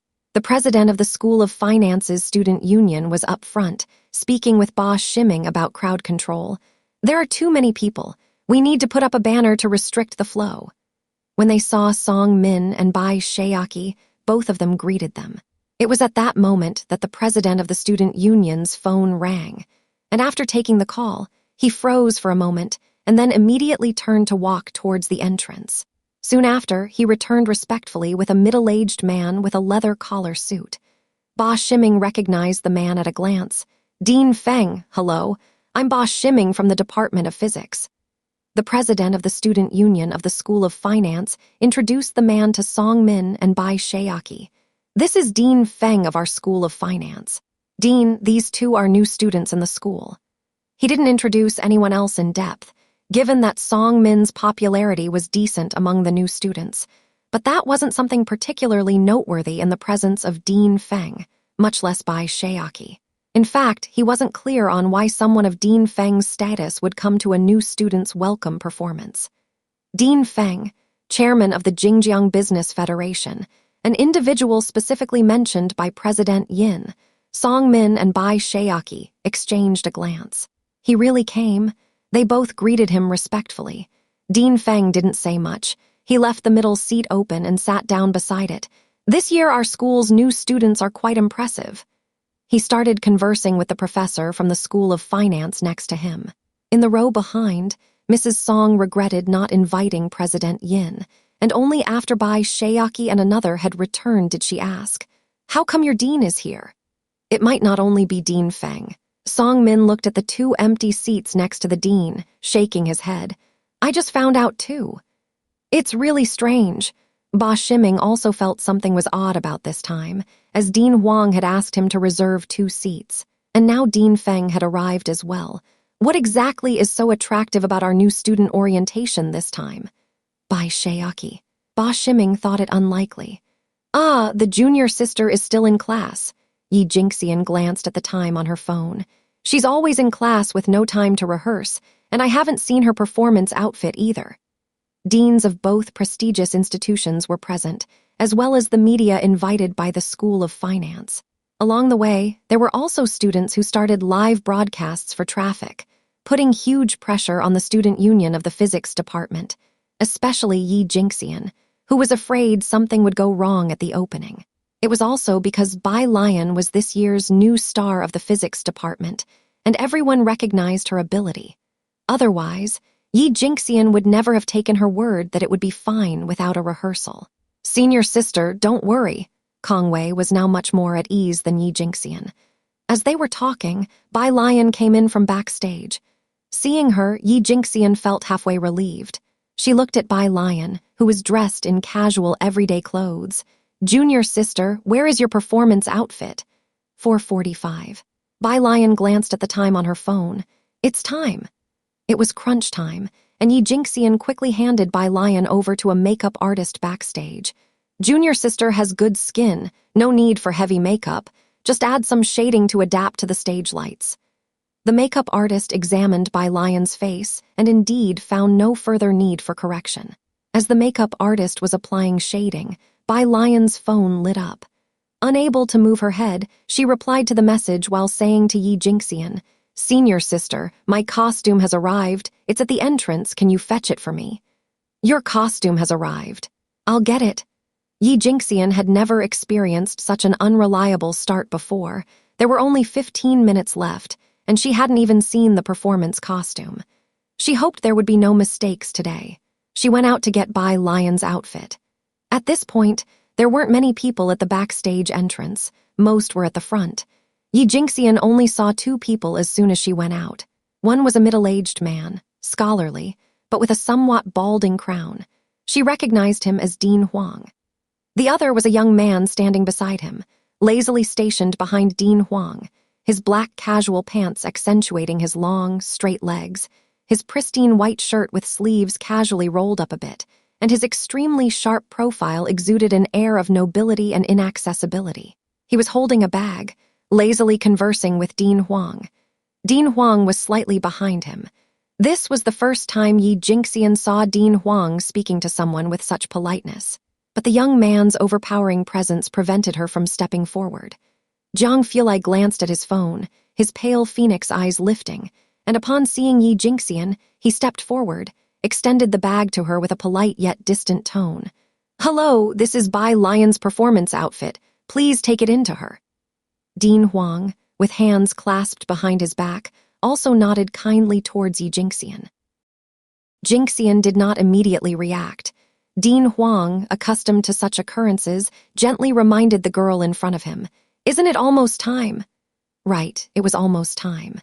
Facing that cold gaze, Jingxian steeled herself and took the white paper bag from Jiang Fulai's hand, not forgetting her manners as she bowed to Dean Huang. "Dean Huang, goodbye." She took the paper bag and went backstage. It was only then that Dean Huang turned around, looking at Jiang Fulai. "Mr. Jiang, shall we go to the front?" Jiang Fulai's gaze lingered on the curtain at the back for a long while before lazily following Dean Huang toward the auditorium. At this point, the student council members outside the auditorium had already closed the doors, no longer letting spectators in. The financial college had overpromoted the event, and with Bai Lion naturally attracting a large following at Jiang University, the auditorium was packed early on. After Dean Huang entered, the doors were shut completely, yet outside, there were still many people holding up their cell phones to record. The main lights had been turned off, leaving only the ambient lights on the stage. Only 2 seats in the middle of the first row were vacant. Dean Feng had been sitting in his place early on, and when he looked up and saw Dean Huang come in through the door with a tall man following him, he quickly got up to greet them. "Dean Huang," he greeted Dean Huang in a low voice, his eyes then shifting to Jiang Fulai. "Mr. Jiang." Jiang Ziju, a financial prodigy from Jiang University's Financial College and the executive president of Zhongxing. But everyone knew who was behind Jiang Ziju. It was this student whom Dean Feng relied on to sit in the position of chairman of the Federation of Industry and Commerce. "Dean Feng," Jiang Fulai nodded to him lazily, sitting down in the empty seat beside Dean Feng, leaning elegantly against the chair back, his fine features slightly composed, exuding a sense of aloof indifference. He didn't speak to anyone. Dean Huang sat on the other side of Jiang Fulai. Dean Feng only sat down slowly after the 2 of them had taken their seats. It was clear that he didn't fully sit back, showing his restraint. The noise of conversation in the front 2 rows quieted down around him, and the volume of talking decreased significantly. The students in the row behind, who had witnessed this scene, all took notice. Given Dean Feng's current status in the financial college, getting up to greet the guests and the presence of 2 deans seated next to him, just who was this person? With the front row lights off, one could only see the back of the person in the middle, which seemed particularly somber under the lighting. Backstage. The makeup artist was not that professional, but Bai Lion's complexion was fair enough. She only added some shadows and applied some lipstick to Bai Lion. "This face, I dare not add anything more to it," the makeup artist remarked as she looked at Bai Lion's face, sighing. Jingxian took out the clothes from the bag. They were not as lavish as Jingxian had imagined, but simple white silk garments. Without much time to ponder, she passed the clothes to Bai Lion. "Junior, let's change first." The two hosts were already waiting behind the curtains, ready to go on stage to announce. In the changing room, Bai Lion lowered her eyes to spread out the white gown, putting on not only the outer robe but also the practice pants underneath, before picking up the white sash and loosely tying it around her waist. Outside, Jingxian was waiting for Bai Lion to change. She was still not entirely at ease when her phone rang with a call from Ba Shiming. A distinguished guest? Jingxian naturally thought of the person she had just met. "President, rest assured, the junior won't have any issues," she reassured Ba Shiming. After hanging up, she continued to wait for Bai Lion to come out. "Where is the prop, the long spear?" Jingxian remembered this, and Kong Wei hurriedly brought over the spear. Bai Lion came out of the changing room. She was wearing a simple white gown, bound at the waist by a white silk ribbon, her demeanor casually nonchalant. Jingxian handed the long spear in her hand to Bai Lion. "Junior, try this spear." This was the prop Jingxian had prepared for Bai Lion. It had arrived last week, and she had wanted Bai Lion to practice with it during the rehearsal, but the rehearsal hadn't happened due to sound equipment issues. Some of the student council members nearby overheard Jingxian and exchanged glances. Bai Lion hadn't even practiced with the spear. Would that be all right? As these people were pondering, Bai Lion stretched out her hand to take the red-tasseled spear, placing it upright on the ground. The spear was even taller than herself. The red tassel at the tip of the spear slowly fell with her movements, and the silver spearhead gleamed coldly. Everyone around noticed that the moment she took the spear, the atmosphere around her changed. She became like a lazy white tiger, sunning on a rock that suddenly senses an intruder, inspecting her territory with majestic dignity. Jingxian looked at her, and her restless heart instantly calmed down. "When is my turn to go on stage?" Bai Lion glanced at the phone lying on the table. It was already 5 o'clock. "Ah," Jingxian snapped back to reality. "The hosts just went up. After they come down, you're next." "Oh right, the music, is the musician ready?" "Don't worry, President." The guy sitting in front of the computer, controlling the music, looked up at Jingxian and gave her an okay gesture. Members of the Finance Student Council curiously came over to take a look. The music file that Bai Lion had was simply marked with the character Jian. "What song is this? I've never heard it before." "I don't know," said the guy controlling the music after listening to it. "But it's not a song, it's an instrumental piece. Bai Lion sent it over. She probably found it herself." Outside on the stage, the two hosts dressed in a suit and evening gown were smiling and reading the opening lines, welcoming the new students to the university. In the first row on both sides, photographers had already set up their cameras. Nearly 1,000 seats in the auditorium were filled, with people standing on the steps and in the aisles, many of them live streaming on their phones. The guy sitting in front of Tang Ming was among those live streaming short videos. Holding a selfie stick, he was doing self-media at Jiang University, usually live streaming meals and study sessions. Now, with 700 viewers watching online, his live stream was attracting more and more traffic after being promoted. I couldn't get in, so I can only rely on the broadcaster to relay it. Watching a bunch of valedictorians perform for us is really something. I heard Bai Shayaki will be there. Is that true, broadcaster? While streaming, the guy said, "I've posted the program list. Yes, Bai Shayaki will be the last one." "No worries, I deliberately changed my ticket to go home tomorrow morning, so I can wait with everyone." The backstage area was small, so Kong Wei and Yu Simon didn't stay there. Instead, they returned to the front to watch the performances. Without seats, they squeezed together with latecomers Tang Ming, Ning Xiao, and Yang Lin. Yu Simon, seeing many people live streaming the event, said to Kong Wei, "Won't there be any trouble?" Kongwei patted the back of her hand, signaling her to be at ease. While they were talking on the left side of the stage, the two hosts had already bowed and exited. The stage lights went out.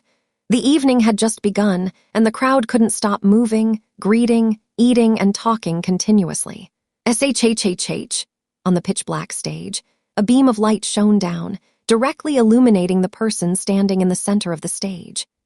Everyone saw the girl standing in the middle, dressed in a white robe with a belt of the same color tied around her, her ink-black hair entirely bound at the back of her head with a red ribbon, a strand of which hung down her neck, shining against the white collar of her dress. Above the stage, a huge screen displayed her figure. Her long black eyelashes drooped, and in her right hand she held a long spear, the tip resting on the ground. She wasn't heavily made up, but even with just the spotlight on her, her face could captivate an era.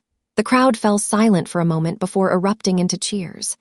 In the front row, Jiang Fulai, who had been lounging lazily, finally sat up straight, his narrow, phoenix-like eyes turning toward the stage. Dean Feng, who was conversing with a professor to his right, noticed that the young master of the Jiang family had suddenly become serious. He ceased speaking and lifted his gaze to the stage, along with the other leaders in the front row, who also stopped their conversations. In the second row, Song Min's wife, sitting beside him, recognized Bai Lion and was slightly startled. Bai Lion is also participating in the evening party. Yes, Song Min said, looking at the stage unconcernedly. Seems like it's the spear. Song Min's wife nodded, no longer concerned, and bent her head to remind Bai Shayaki about the precautions. Boom! A drumbeat sounded, the stage's wind machine blowing the girl's skirt and hair, the tassel on the spear beside her fluttering frame by frame. She lifted the spear to begin. The drumbeats were majestic, like the inspiring war drums before 1,000 troops set off. The stage's sound system, borrowed from Jingxian, was extremely effective. The awe-inspiring drumbeats of the first half caused everyone present to stop what they were doing and involuntarily turn to watch the stage. The girl pulled back the spear, pressed down its tip, then twirled around twice, the spearhead trembling slightly with her movements. As the drumbeat abruptly fell, the sound of the flute began to rise. The spotlights on top of the stage went out for a second with the disappearance of the drum sound, then violently focused on her just as she took a leaping step, thrusting the long spear into the air. Above the stage, on the huge screen, everyone could see the moment the spear was thrust forward, the flexible spearhead shaking continuously. The frosty spear tip reflected a chilling light, flickering between solidity and void, breathtaking. The intense and ominous sounds of a pipa rose as the girl turned around, the long spear swirling like a dragon in her right hand, her left hand suddenly pressing down on the spearhead, stepping forward to drive the spear. The audience in the auditorium held their breath. The girl still held the spear in her right hand, lifted the end of it over her head, the spear tip spinning to her left as she took the spear with her left hand under her arm, hiding it as she continued to pass it behind her back, the spotlight flashing again. Under the lights, she leapt into the air with the beat of the drum, her white dress billowing, the spear striking like thunder. The moment she hung in the air, captured by the camera, was like a slow-motion frame, pausing in midair before thrusting forward with the spear. The music tug at the audience's hearts, the waving long spear captivating their gaze.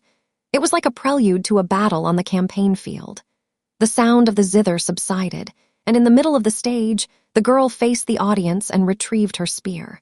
Just as the audience finally started to relax, the final drumbeat fell, and the girl thrust the spear backward, spinning around at the same time. The sound of slicing air arose, filled with aggressiveness. A spear longer by an inch is stronger by an inch. This was Yan Lu's back-thrusting spear, recently famous throughout the network. Countless people had recreated it online, yet only the audience present today could feel the killing intent behind this thrust. King of all weapons, truly deserving of the title. In that moment, the entire auditorium fell into absolute silence. On the big screen, the moment was frozen in time. Behind her was a black backdrop, with only one beam of white spotlight above. The girl's almond eyes were dark and profound, a strand of black hair with a red ribbon falling beside her rosy lips, quivering slightly. As the drum sound faded, she casually retrieved the long spear, bowed slightly to the camera with a composed and serene smile, her eyes lazy yet enigmatic, exuding a wild tension, magnified on the big screen. Behind her, the group holding phones live streaming. The barrage in the chat room paused for a moment, then started exploding with activity. In white clothing with a cold spear, the young spirit carefree and audaciously unrestrained, as if an old friend had returned. This was a feast for both the eyes and ears. Jian Zhangyu and the group of teachers from Jingxian made professional arrangements. The spear technique demonstrated control and fluidity, strength alongside softness, without any unnecessary flourish or reliance on wirework. It was only that final move, the unreplicable turnabout spear, which could not be replicated by anyone else, that made one truly feel the oppressive aura on sight unmatched. The show ended, curtains closed. Bai Lion turned around to head backstage, where the two hosts waiting behind the curtain didn't come out on time, standing by the curtain, motionless with scripts in hand, watching her. The backstage wasn't large. Bai Lion, with her right hand casually holding the spear, exuded an air of vitality that naturally made its way out, giving a slight nod to the two hosts. "Is it your turn now?" "Ah," the female host's stunned face finally reacted, straightening her silver dress. Right, it's our turn." She tugged at the male host and walked through the curtain to the front. From backstage, few people could see the program through the curtain, but the thunderous applause and shouts from the audience were unmistakable.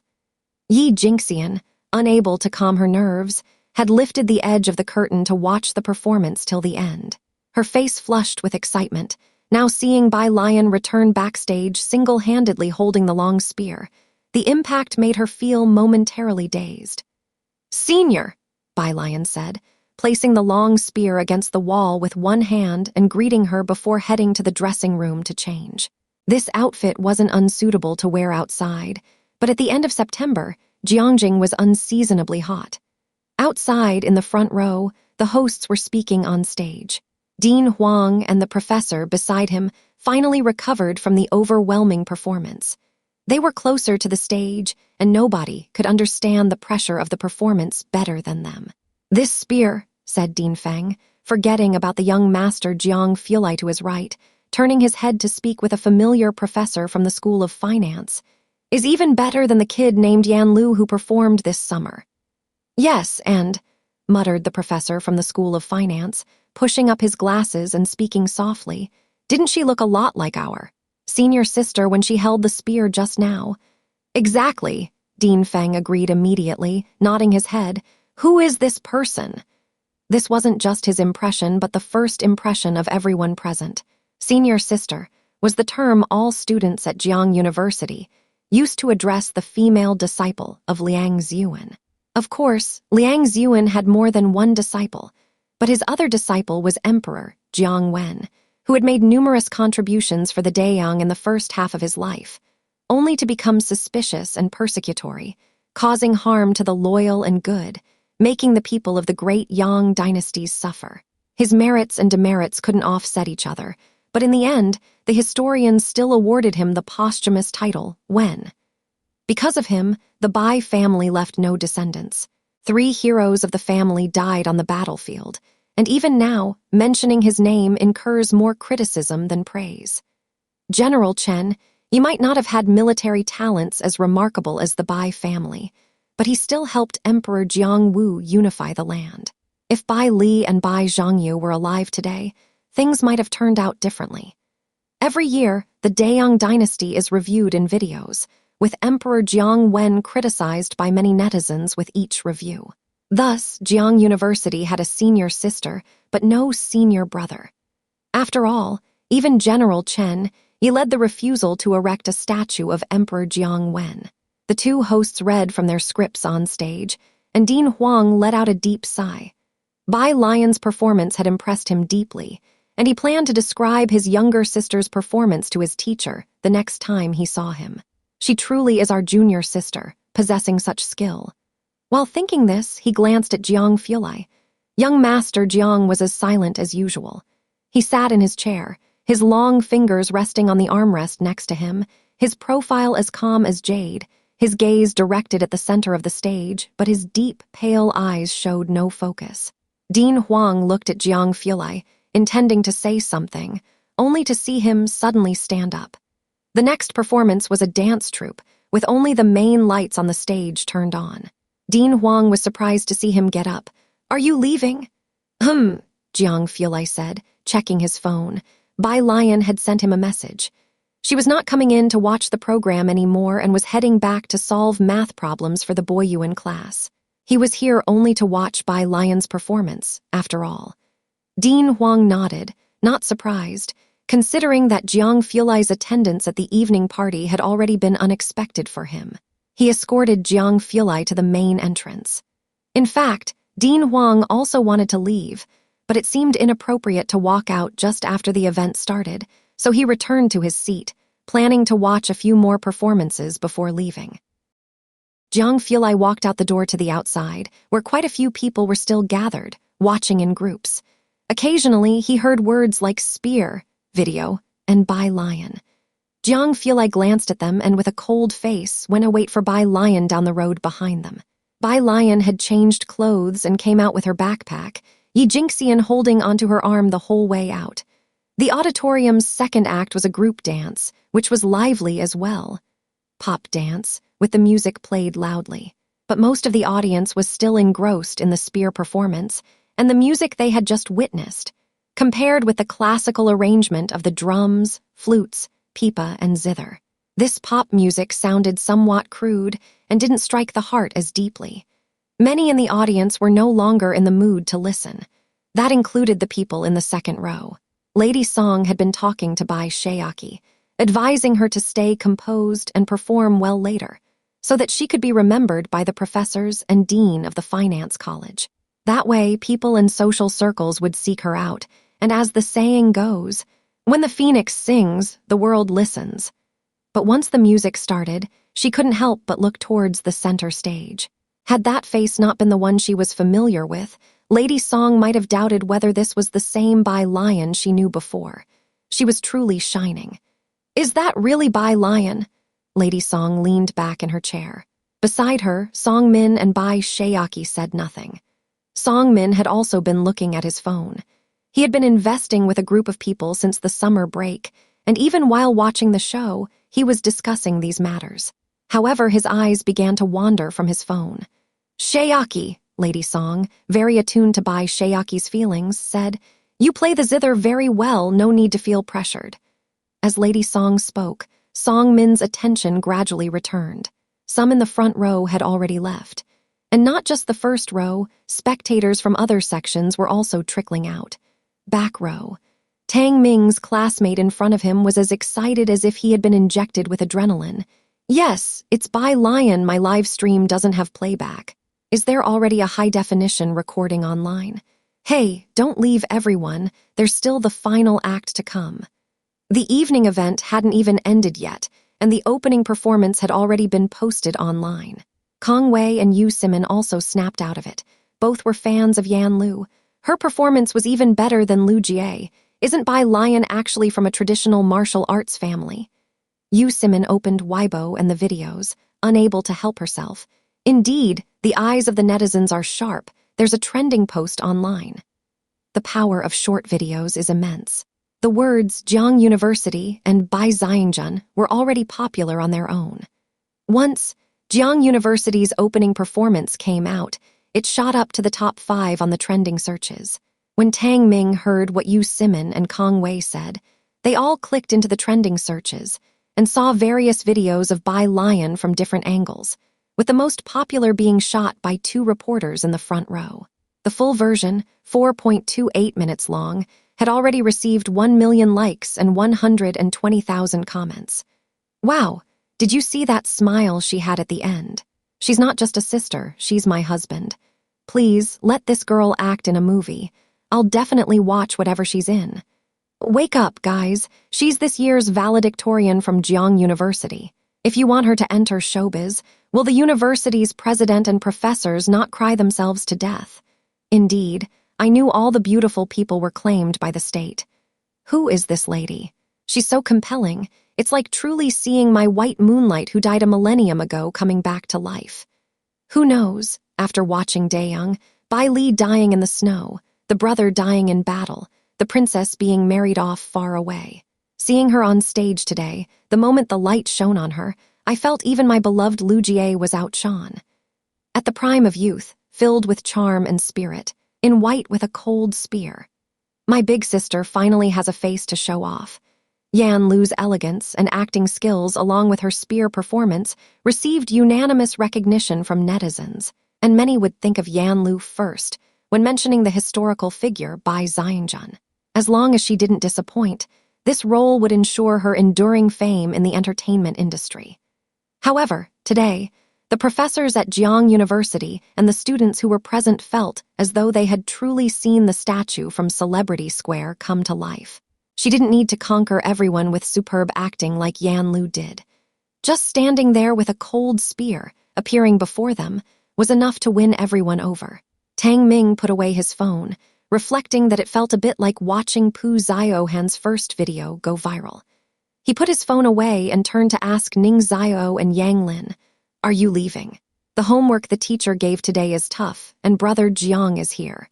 Ning Zio, always aloof, nodded, "Let's go." As for Yang Lin, there was no need for discussion. She had a part-time job in the evening, and she had come only to support Bai Lion. The students from Xiancheng were scattered but united in spirit. Seeing Tang Ming and the others getting ready to leave early, Kong Wei and Ding Wenyang said, "You're all leaving like this. Bai Shayaki has the finale. She plays the zither beautifully, with millions of fans. Many are still waiting for her performance. Aren't you going to listen?" After watching the opening performance, even the most exquisite dances and songs seemed somewhat lackluster. Some people had already left from the back rows, but others, burning with excitement, stayed on, convinced that if the opening was this thrilling, the finale wouldn't disappoint. The finance college had been heavily promoting this year, and with such a thrilling opening performance, numerous spectators were looking forward to the final act. Tang Ming, upon hearing Kong Wei's words, scratched his head. "It's nothing special. She doesn't play as well as Sister Bai."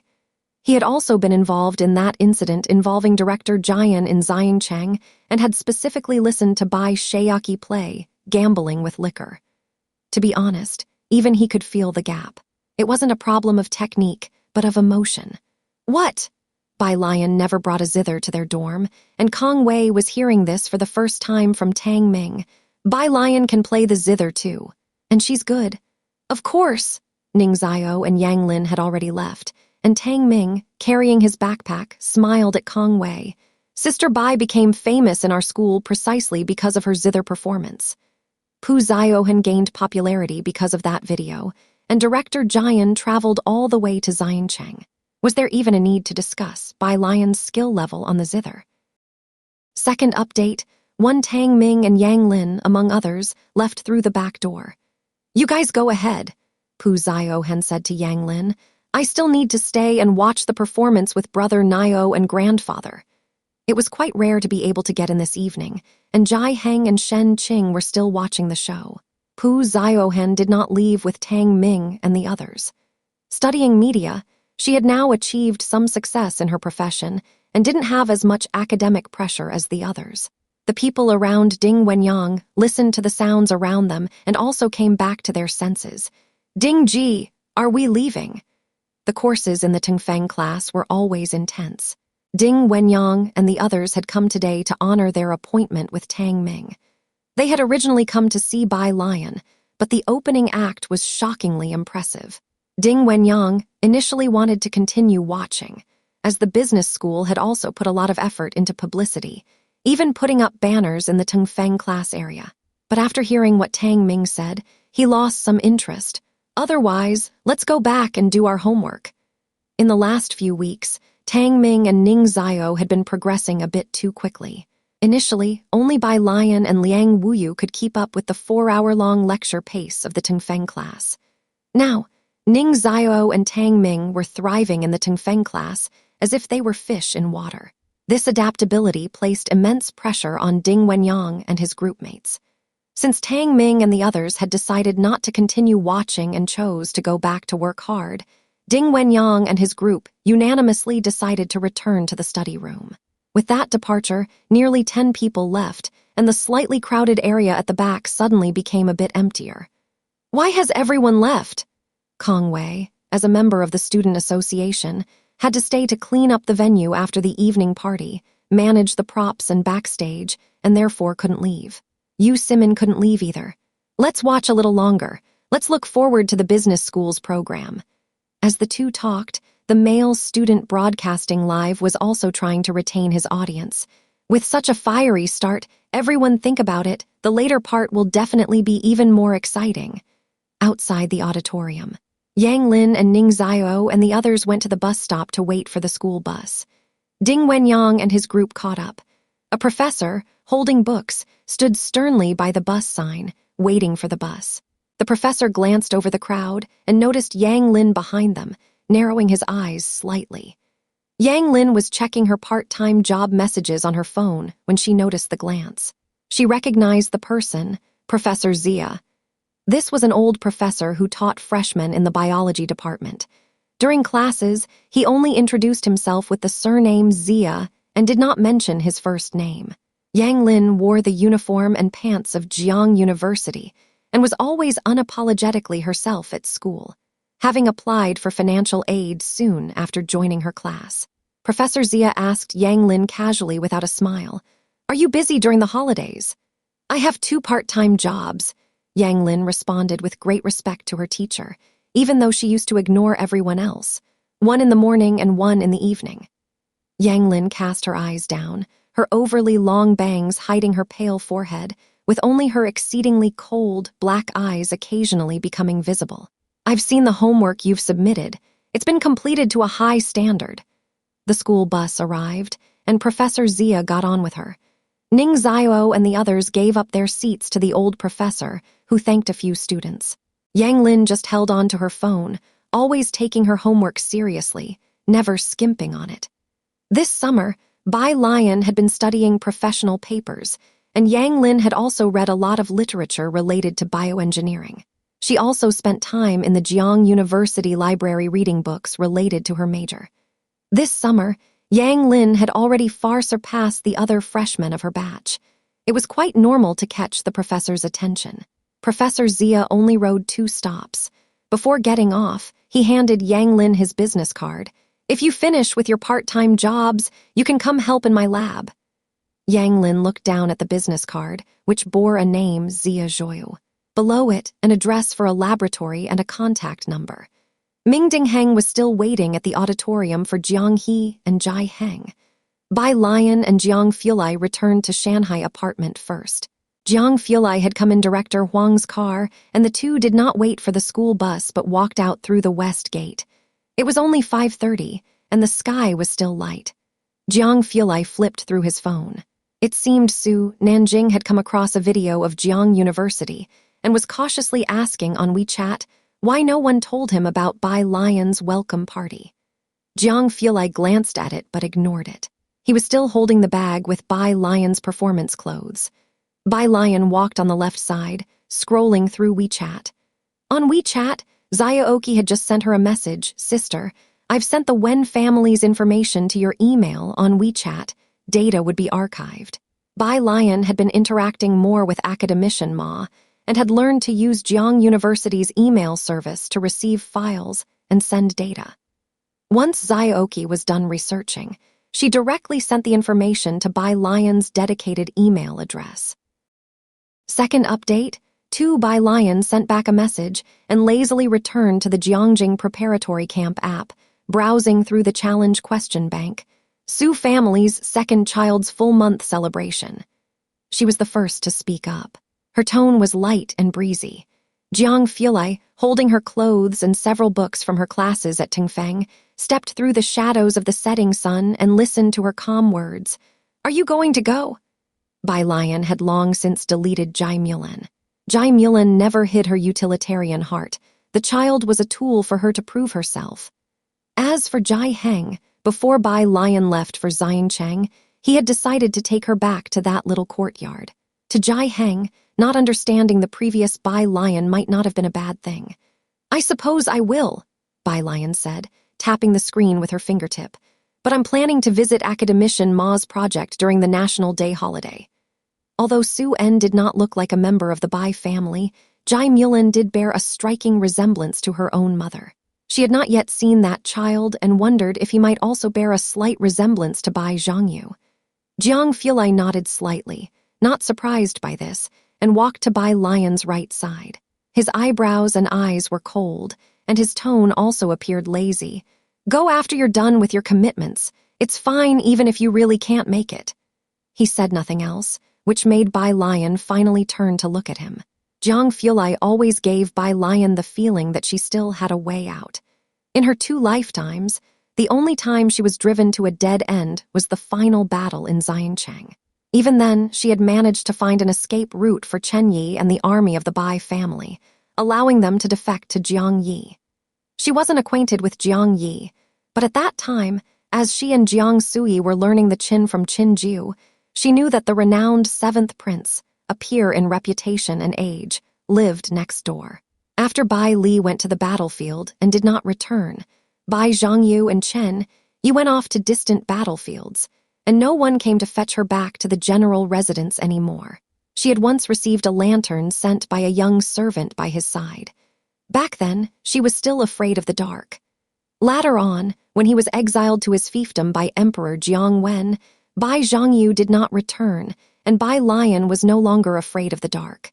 When Xiangcheng was under siege, she thought of the 7th prince she had never met. The Bai family was a thorn in Emperor Jiang Wen's side, and wasn't this brilliantly talented 7th prince also a thorn in Emperor Jiang Wen's heart? She asked Chen Yi to take Bai Li's token and seek him out, and fortunately, neither of those 2 men disappointed her. Bai Lion slowly withdrew her gaze, remaining calm and collected as she said, "It won't do, I can't miss it. My grandfather will overthink and be upset." Because she remembered this, she became somewhat silent. The 2 walked towards the gates of Jiang University. The setting sun cast a golden glow on Jiang Fulai's profile. He looked noble and haughty like a prince with his features of jade, though sometimes his words seemed to carry a mocking tone. "Your grandfather is watching a performance right now and is not the slightest bit upset." He took out his phone and showed Bai Lion that Jai Heng had just liked a post in Shen Qing's social circle. Bai Lion looked down, and as Jiang Fulai spoke, his long, cold, and pale fingers leisurely liked the post from Shen Qing. The post from Shen Qing was a photo of Bai Lion's performance. Bai Lion looked at Jiang Fulai, and under the dim yellow sunset, his stunning features were somewhat blurred. She couldn't help but smile, and the melancholy that arose from thinking of Bai Zhangyu and Chen Yi dissipated a bit. At 6:30 in the evening, the auditorium. Jai Heng had just finished watching a recitation in the middle of the program, and beside him, Jiang He had been looking down, flipping a Rubik's Cube, except for Bai Lion's act and a skit that he had looked up to watch. During the other acts, he had been focusing on the cube.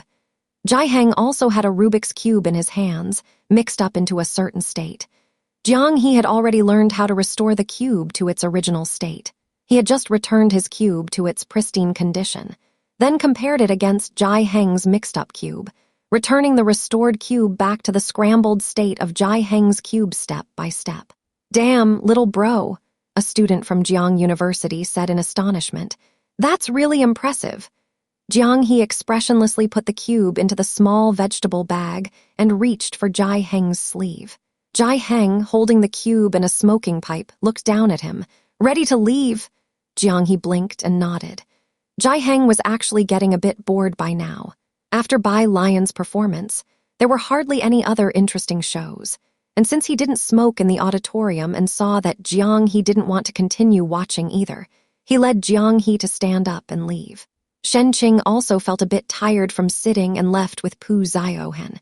Meanwhile, in the front, Dean Huang, who had been sitting for 2 hours, couldn't sit still any longer and began to wonder why he was watching a performance here instead of working hard in his office. A little after 7 o'clock, Dean Huang stood up. Ba Shiming had been paying attention to Dean Huang, occasionally refilling his cup with water and asking if he needed anything. Seeing him stand up, he quickly approached. "Dean, are you leaving?" The student union of the School of Finance has a student who will play the gazheng later. Do you want to stay and watch it? No need. You've done a very good job with the program this time, Dean Huang complimented Ba Shiming. I've seen what I wanted to see. He had come today just for Bai Lion's program, which she had performed right at the start. That Dean Huang stayed until now before leaving was already quite remarkable. After sending off Dean Huang, Ba Shiming wondered, what exactly did Dean Huang want to see? Less than 10 minutes after he left, Dean Feng also stood up, ready to leave. The 3 conspicuous seats in the middle of the first row were vacated in an instant. Bai Shayaki had been preparing the gazheng backstage all along, with Song Min and others helping her check the props, while Yan Zhiming reminded Bai Shayaki, our dean is watching below. You perform well and make a name for the Finance Student Council. Due to the arrival of the 2 deans, the staff of the Finance Student Council had all been as motivated as if they had been injected with adrenaline. There were 3 more performances before Bai Shayaki's, and she was backstage trying out the gazheng. Yan Zhiming came out from behind the curtain and immediately saw Dean Feng at the entrance, preparing to leave, with their president seeing off the dean. Dean, Yan Zhiming approached, are you leaving already? Our school's new student Bai Shayaki hasn't performed yet. Won't you watch her performance? The auditorium now had far fewer people than at the start of the event. Earlier, the back rows were crowded, but now one could see quite a few empty seats at a glance. When Dean Huang left, he took a lot of students with him. Dean Feng looked at Yan Zhiming and sighed. I heard that Dean Huang came because of, but the top scholar from the Physics Institute this year is indeed impressive. Their institute is lucky. You've organized this welcome party well. After saying that, he went out the door. Yan Zhiming exchanged glances with the people from the School of Finance, worried about this very scenario, which was why they had Bai Shayaki as the closing act. Minister Yan, now a lot of people live streaming are waiting for our closing performance. A member of the student union of the School of Finance suddenly spoke up. Should we have it Bai Lion as the closing act? Bai Lion had already been trending for 3 hours now. But before this, who could have known Bai Lion's performance would be so explosive? Yan Zhiming also felt somewhat uneasy. The penultimate performance. Bai Shayaki went on stage with her false nails equipped. Sitting before the gazheng, she also noticed the 3 empty seats in the first row and tightened her fingers slightly. In the last row, a boy who had been streaming with his phone the whole time perked up. Look quickly, the much-anticipated live stream of Bai Shayaki is on. Bai Shayaki played Rewriting the Past as she struck the strings in time with the beat of the drum. The song was already an inspirational type, and the sound quality in the venue was good. But I've been waiting for so long, but why doesn't it sound as good as the opening accompaniment? Professionals speaking, do not compare this gazheng piece with the BGM of the opening dance. There is no comparability. Taken on its own, Bai Shayaki's performance was very good, but in comparison, not to mention Bai Lion's spear dance, even her opening music was composed with the involvement of Jian Zhangyu, with flute and zio melodies, all recorded by teachers from Jingxian. Do you understand the value of a piece co-created by so many masters of Jingxian? The auditorium borrowed Jingxian's sound system, which delivered a full, clear, and well-rounded sound, with the layers of various instruments distinctly overlaid. The bass was turned up to the max. The enjoyment was as thrilling as listening to a master-level music ensemble live. So after the opening performance, even the second dance group to take the stage seemed lackluster in comparison. Not to mention the final instrumental solo performance. It was too bland. The bullet screen comments were still discussing it. Moreover, the gazheng doesn't sound as good as the song Everlasting. Of course, only my Yan Lu can pull off that song best. Where have you placed the god of picking and the simplifier? Speaking of which, did anyone else think that the background music for the opening dance was really good? I've been trying to identify it for ages, but can't figure it out. And the style. Who dares to tag Dean Jian? The bullet screen comments started to chat idly, as the live broadcast room had lost interest in the final Gyukin performance and began discussing where exactly Bai Lion's opening tune came from. But after 3 hours, there were hundreds, if not thousands, of edited clips on the internet of Bai Lion's spear segment. Yet tens of thousands of netizens were unable to trace the music's origin. Those present at the evening gala were also whispering and discussing among themselves. Disappointment was thick in the air.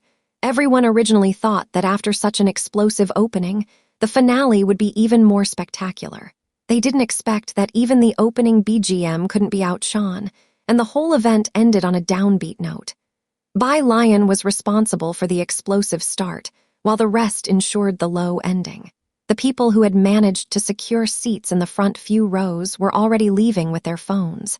If I knew it would be like this later, I wouldn't have rescheduled. My 7 p.m. high-speed train would have been just right, leaving after the opening. Yeah, me too. Yan Zhiming and the folks from the Finance Student Council were standing in the first 2 rows, and they could overhear these quiet discussions clearly. The finale hadn't even finished before half of the audience had left. Even some of Bai Shaoqi's fans felt that the finale content was mediocre. The gala opened with a bang, but closed almost without a whisper. Everyone only remembered Jiang University and the physics department, along with Bai Lion, who even made it to the trending searches, while hardly anyone mentioned the finance department that had put effort into promoting from the start. When it did come up, it was mostly remarks about the later programs lacking in excitement. President Ba, Yan Zhiming looked at Ba Shiming. If your student council's program was that good, why didn't you say something earlier? If they had known earlier, they wouldn't have scheduled Bai Lion's performance so soon. Jingxian thought about last week, when they were not even granted a few minutes for a dress rehearsal on stage, all for the sake of the finance department's newcomers' sound check, and she smiled. Minister Yan, we wanted to rehearse first last week, and you didn't let us. Yan Zhiming and the others had no response. Who could have known? Aside, Kong Wei and Yu Simon were packing up their things, both feeling that Bai Shaoqi's gyukin playing was actually quite pleasant to the ears. It just lacked the bombastic impact of the opening dance music. Not to mention the visual effects. We're talking about tens of millions of Yan Lu's fans who felt that Yan Lu's spear-wielding couldn't match up to Bai Lion's. What do you think? Kong Wei collected the cups beside the first row and lowered his voice. Tang Ming said Bai Lion plays better than Bai Shaoqi. What would it be like if she played the gazhang? Yu Simon picked up the water bottle. Don't mention it, I'm curious too. It just felt like a missed opportunity this time. Shanghai apartment. Bai Lion was in the study room 303, pressing down a piece of draft paper, working on problems from the Jiangjing app. The window was half open, with the breeze moving the silver desk toy next to it. Her phone rang. It was Dean Jian's call. Bai Lion's fingertips were still pressing down on the draft paper as she lazily hit the answer and hands-free button, leaving the phone to the side. Dean Jian. Lao Hu had sent the viral video of Bai Lion to Dean Jian. Bai Lion's online popularity that night was no less than that of an A-list celebrity. Almost everyone's social media and short clips were flooded by that final, defining smile. How was it? Dean Jian raised an eyebrow. The sound system I provided worked well, right? Bai Lion jotted down a string of numbers. She had washed off the contour the makeup artist had applied and sat in her chair, barefaced, with the hair at the back of her head pinned up again by the white jade hairpin. What sound system? She inquired, unfazed. Oh, Dean Jian remembered her dedication to studying at the physics department, oblivious to worldly affairs. Jiang University borrowed a sound system from us. No problem there, the effects tonight should have been good, but have you specifically trained with a spear? On the other end of the phone, Dean Jian was still in his office. He leaned back in his chair, his muddy gaze fixed on a tablet on his desk, with its screen displaying a slow-mo clip of a scene. Bai Lion's 4-minute and 28-second spear performance was edited into various shots, mostly featuring the final still frame. Some included the spotlights at the beginning and her retreating spear move. No matter which edit it was, each video garnered at least 200,000 likes, with the most popular one reaching several million. The one director Jian was watching featured her final aerial turn and retreating spear move. The comments on this video were, "Now I finally understand what my sister Heron meant when she said her skills were far from perfect." Compared to her, my sister Heron is out of her league. Spear and Gazhang. As it happened, Bai Lion was skilled at both. I've studied them, Bai Lion said, somewhat surprised. You called me so late just to ask about this. Of course not. There is an international music exchange being held in Jiangxian. Director Jiang began on the main topic. A gathering of the masters from the musical instrument field. You should come and find some inspiration when the time comes. This was Director Jiang's unique way of urging her to write a new song. Bai Lion had to attend classes at Tongfeng, complete homework left by the professors, help Wang Su and the others with Boyuan classes questions, and even discuss ancient texts with Jian Ji during her spare time. During holidays, Director Ma would summon her to the laboratory. Her days were very fulfilling, but she hardly had any time to visit the music room. Source: updated on Yes 0 new letter 1E50. Letter 1D04 Omicron, sure, Bai Lion said, scribbling down another equation, her mind clearly elsewhere. I have an old friend who I think would really like you. Director Jiang, recognizing the dutiful but distracted tone in her voice, knew she must be doing her homework. Never mind, you finish your homework first. He hung up the phone, looking again at the tablet, proficient in Gazhang, interpreting the white-robed journey so beautifully, and this retreating spear move that became an overnight sensation on the internet. Director Jiang remembered that back in Xiancheng, Bai Lion was quite familiar with the head of the Calligraphy Association. Even his own great-nephew heeded Bai Lion's words closely. All members of the Jiang family could write in the Liang style, and although Director Jiang was not highly skilled, he could write it as well. He had seen Bai Lion's writing, which was neat and carried a unique style of guange body. So he wondered, could she also write in Liang style? If she could write in Liang style too? Director Jiang thought. On the first day of vacation, countless tourists visited Jiangxing. The entrance to Jiang University was especially crowded with tourists. Although Jiang University had always attracted many visitors each year, none compared to this year, when tourists crowded the entrance early in the morning. Jiang University restricted the number of reservation visitors each day. But those who couldn't enter didn't leave and simply used their phones to take photos at the entrance. Those who could go inside would first visit the square, then the auditorium to see last night's venue, and finally search for the physics faculty. The number of people coming to check in at the physics faculty was beyond counting. The usually low-profile physics faculty had never expected to rise in popularity this way. Dean Huang lived in the university-provided housing. Staff from the academic office and teachers of advanced mathematics, who lived next door, came over early to discuss the situation with him. The influx of visitors was too great. Bai Lion's traditional Chinese music, coupled with her martial arts, already a high-achieving student from Jiang University, was driving traffic to her videos on social media. It sparked a trend of Jiang University style and traditional martial arts. Many official bodies wanted to contact Bai Lion, but no one had her contact details. Unable to find any information, they all turned to the physics department. What does the Martial Association want with her? Dean Huang, while grading the topology problems submitted by the Tongfeng class, couldn't help but retort, "We don't give out her contact information to them, no. And as for the general netizens," Dean Huang chuckled, "I hope they work hard and get into our physics faculty one day to be in the same major as classmate Bai Lion. Your physics department scores are already ridiculously high. Are you going to set them even higher next year?" The calculus professor couldn't help but put down his teacup. "Leave some students for us, will you?" Dean Huang didn't respond, moving on to the next answer sheet. Neat and attractive handwriting. It was immediately pleasing to his eyes. While academician Ma was busy and could only spare time for one class a week at Tongfeng, it was rare enough, and the homework problem sets were corrected by his disciple, Dean Huang. Whenever he encountered a remarkable answer, he would send it directly to academician Ma. These were the papers Bai Lion and the others submitted last week. Dean Huang nodded. The handwriting looked nice, but something felt a bit off. Next to him, the advanced mathematics professor also noticed this. He huh out loud. "Isn't this our Boyuan class's exam paper?" "What Boyuan class?" Dean Huang's brow twitched. He quickly pushed that paper to the bottom of the pile. This is a Tingfeng class's exam paper. You saw it wrong. The next one was still Bai Lion's exam paper.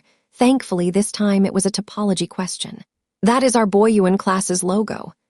The maths teacher put down his teacup and insisted on taking the exam paper from Dean Huang's hands, examining it carefully from top to bottom. He taught first-year university physics students advanced mathematics, but the mathematics majors didn't take advanced mathematics. He taught real variables in the Boyuan class. This question was the one he assigned last time. He could recognize it at a glance. Dean Huang watched expressionlessly as the look on the maths professor's face grew brighter and brighter. Inside, he was frantically complaining. What was Bai Lion up to? How did she even have time to do Boyuan class's problems? What kind of slick move was his little junior sister pulling? I think. The advanced maths professor, holding the exam paper, looked at Dean Huang. Dean Huang snatched back the exam paper, looked up. You shouldn't think, be careful or I'll have the teacher hit you. The advanced maths professor. Bai Lion was unaware that Tang Ming and Ning Xiao had turned in both of her answer sheets together after reviewing them. She was popular these days, but her high school and university classmates were nice, and they didn't sell her WeChat info everywhere. Her phone number also wasn't exposed. Basically, nobody was harassing her. Bai Lion herself was very relaxed. Of course, that was except for the daily harassing messages Su Jiu sent her on WeChat. Su Jiu. .jpg Su Jiu. Sister, are you coming today? Su Jiu. Sister, are you coming today? Su Jiu. She began flooding Bai Lion's screen again. Today was the 2nd. The Su family was holding a full moon celebration for Su En's child, with the banquet set at noon. Bai Lion had just returned from her morning run, sent her a symbol, and Su Jiu stopped. Scrolling down, the next message was from Yi Jingxian. Yi Jingxian, junior sister, where is your opening BGM from? A lot of netizens want to know. The student council's phone lines are being blown up. Bai Jian. Just improvised. Doesn't have a name. On the other side of the phone, Yi Jingxian was startled by Bai Lion's message and sat up from her bed in the dorm. Such a rhythmic music that had caused so much noise among netizens and could be called a divine composition was actually made up on the spot. Yi Jingxian looked at the student council's group chat, thought for a bit, then asked Bai Lion, junior sister, can you post this music online? Netizens are all begging for the original track.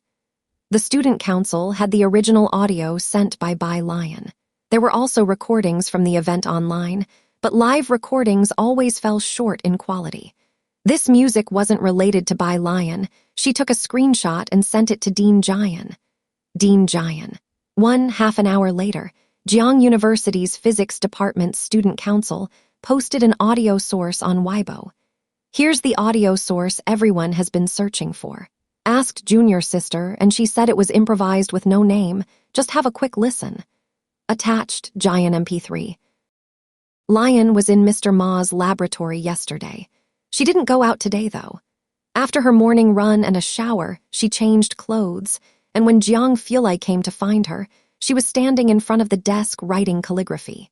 Everything needed for writing, including brush, ink, paper, and inkstone, was neatly arranged in the study. She was dressed in a simple dark blue top and a long white skirt. Her black hair was pinned up with a white jade hairpin, her eyelashes cast down. Traditional colors always seemed to set off her temperament. When she was seriously practicing calligraphy, it wasn't the library style. It was the Liang style. The strokes were bold and unrestrained. Jiang Fulai looked down at what she was writing, and it was just one phrase: knowledge and action are one. The motto of Jiang University. The Calligraphy Association has many interpretations of Liang style nowadays, emphasizing the balance of solid and void, penetrating deeply into the wood. Her writing was always casual, but it revealed a clear presence. When are we leaving? Jiang Fulai, wearing a white shirt and standing leisurely beside her, admired her writing. In the morning light, his silhouette was exceedingly smooth. Bai Lion put down the brush. Let's go early, I'm skipping breakfast. I still need to visit Mr. Ma.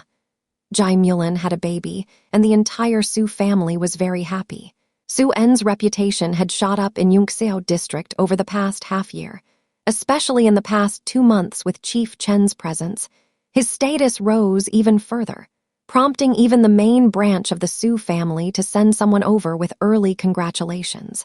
Flying too close to the sun, even Su En was on edge, so this time he didn't throw a large banquet, but only invited close relatives and partners. The venue was at the Su family's place. Bai Lion and Jai Heng arrived relatively early. By the time they got there, Chief Chen was already there.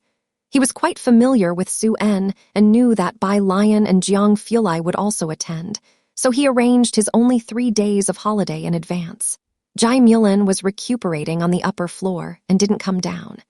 The baby was in the arms of the old Mrs. Su, who had a chrysanthemum-like smile on her face when she saw Bai Lion and Jai Heng approach.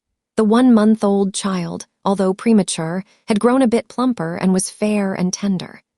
Jai Heng, who habitually held his large tobacco pipe, didn't speak, but his expression softened considerably while looking at the baby. Jiang Fulai stood by Bai Lion's side, his phoenix eyes gently lowered, calmly watching the infant.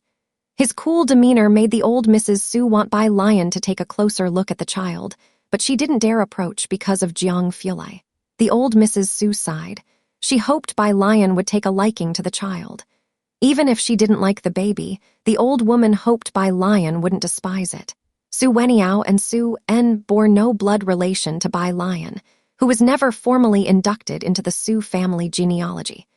Such relationships maintained by feelings alone were too fragile.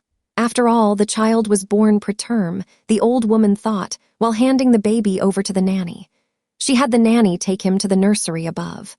"Uncle Jai," Chief Chen talked with Jai Heng, "let's go fishing tomorrow. I still have 1 day of holiday left." With his hand rhythmically tapping the pipe, the other hand leading Jianghe, and Chief Chen being a vigorous new official, it had been a long time since they had made arrangements to go fishing together.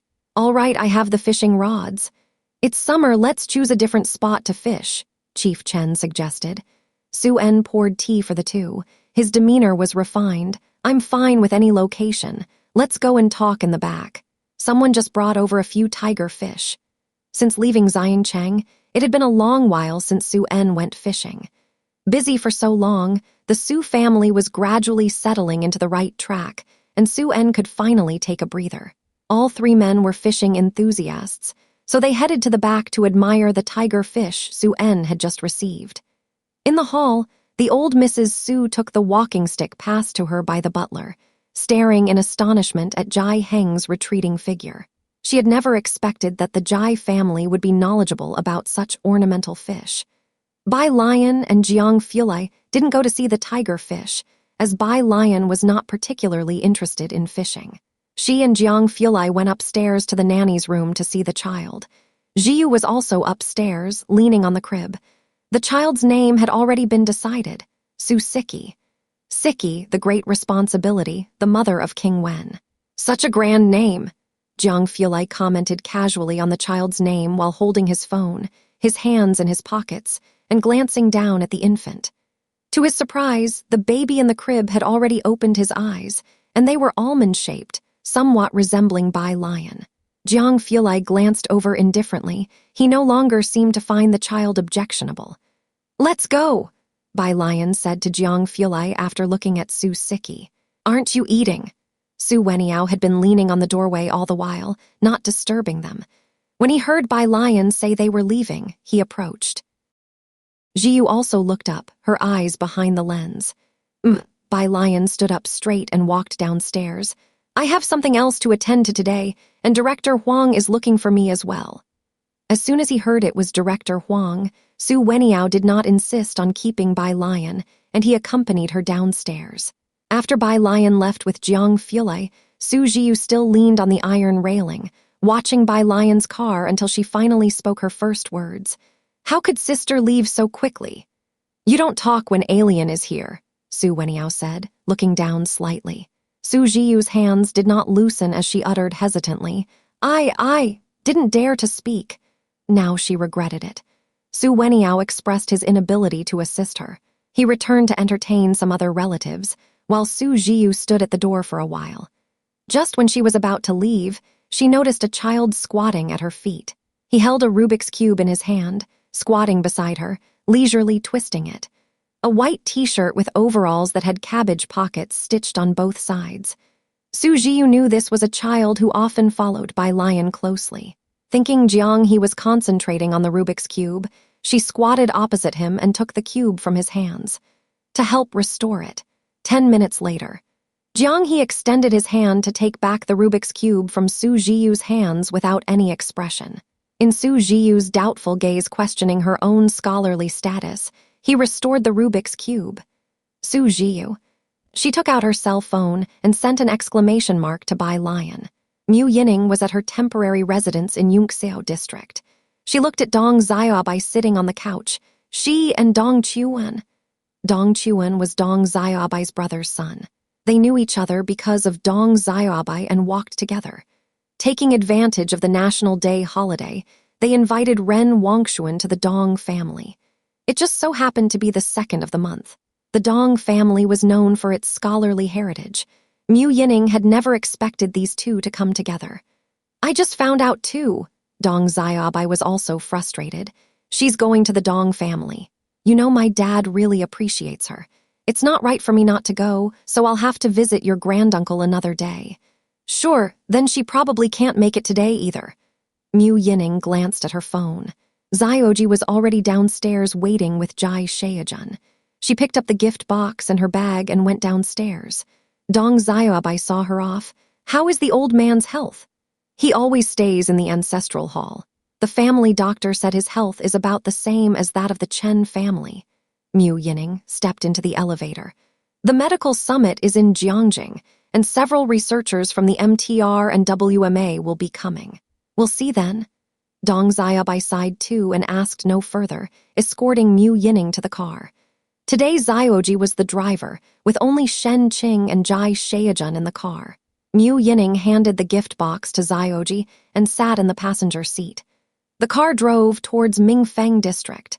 Most of Mingfeng district was populated by fringe families. Neither Zioji nor Mu Yining paid much attention to it. At 11 o'clock, the car arrived at the Su family's front gate, a very ordinary villa district. Su's assistant had been waiting by the iron gate early to welcome Jai Shaojun and Shen Qing. Seeing Mu Yining, who got off from the driving seat dressed in a professional style, he was a bit startled. His gaze shifted to Jai Shaojun. Mr. Jai, this lady is... Jai Shaojun briefly introduced Mu Yining. Hello, President Mu, Su's assistant bowed and invited them in. The old master and the others are at the back watching tiger fish. Would you like to head back first? Sure, Jai Shaojun nodded to Su's assistant. Shen Qing quickly noticed Jiang He squatting next to Su Jiu, and he went to find them. Zioji meanwhile followed Mu Yining, feeling puzzled why the Su family didn't come out to welcome Mu Yining and Jai Shaojun, and instead let the two guests go looking for them at the back. Quite pompous, he thought to himself. Beside him, Jai Shaojun and Mu Yining discussed some business matters. By the artificial pond in the backyard, an official named Chen held a lit cigarette, pointing at a tiger fish swimming in the pond and turned to Jai Heng above him. This one indeed has good quality. The smoke twirled around. Chen caught a glimpse of Jai Shaojun and waved at him. Jai brother, you've arrived just in time. I was discussing with Uncle Jai about fishing tomorrow. Are you free? I am free. Jai Shaojun approached, greeted Suen, and introduced Mu Yining beside him. As I mentioned before, the guest I brought today, my cousin Mu Yining. Suen had not met Mu Yining before, but having attended countless banquets with the Chen family, Chen knew Mu Yining. He snuffed out his cigarette in the nearby ashtray. He politely smiled at Mu Yining, somewhat surprised inside. Miss Mu, I didn't expect you to be Jai brother's cousin. Chen knew her, and Mu Yining was of course more familiar with Director Chen, the politician who was often the talk of the Yunxiao district headlines. The rising star put forth by the Chen family. Not to mention Mu Yining, there were countless people from both the Su family and the Chen family eager to take the opportunity to participate in a banquet related to Chen Yongkun. Mu Yining didn't expect to see Director Chen in a place like the Mingfeng district, so even she was taken aback before regaining her composure and speaking. "Lord Chen, I have long admired you." Both of them were too formal. Jai Heng still stood by the railing, looking down at the tiger fish, occasionally turning his head to speak with Director Chen, especially calling him Uncle Jai and Brother Jai. Mu Yining could naturally tell that Director Chen's respect for Jai Heng came from the heart. The Mu family had declined and could no longer compare to the Chen family. How did Jai Heng come to know Chen Yongkun, and why did the latter treat him with such courtesy? And Su En, the nouveau rich from the Yongxiao district. The institute. In the second-floor meeting room, Director Huang took out yesterday's exam paper and handed it to Bai Lion. Bai Lion, why did you take the Boyuan class exam?" Bai Lion looked down and saw that it had been marked with a 100. Sorry," she admitted her mistake. "It won't happen again." Director Huang wanted to say something, but seeing Jiang Fulai standing beside Bai Lion with his hands in his pockets and an indifferent expression, he held back the words that were on the tip of his tongue. God of Wealth was not to be trifled with. Otherwise, the teacher would have to expel him from the mentorship. He couldn't even reprimand the little sister apprentice, as her status with their teacher was definitely higher than his. After pondering for a while, Director Huang could only silently take Bai Lion to see the newly arrived quantum magnetic instrument. Jiang Fulai not only showed up today, but also had someone bring the quantum magnetic instrument. Mingdingheng wasn't allowed into the laboratory of the Science Academy, so he escorted the instrument to the front gate of the academy and stopped there.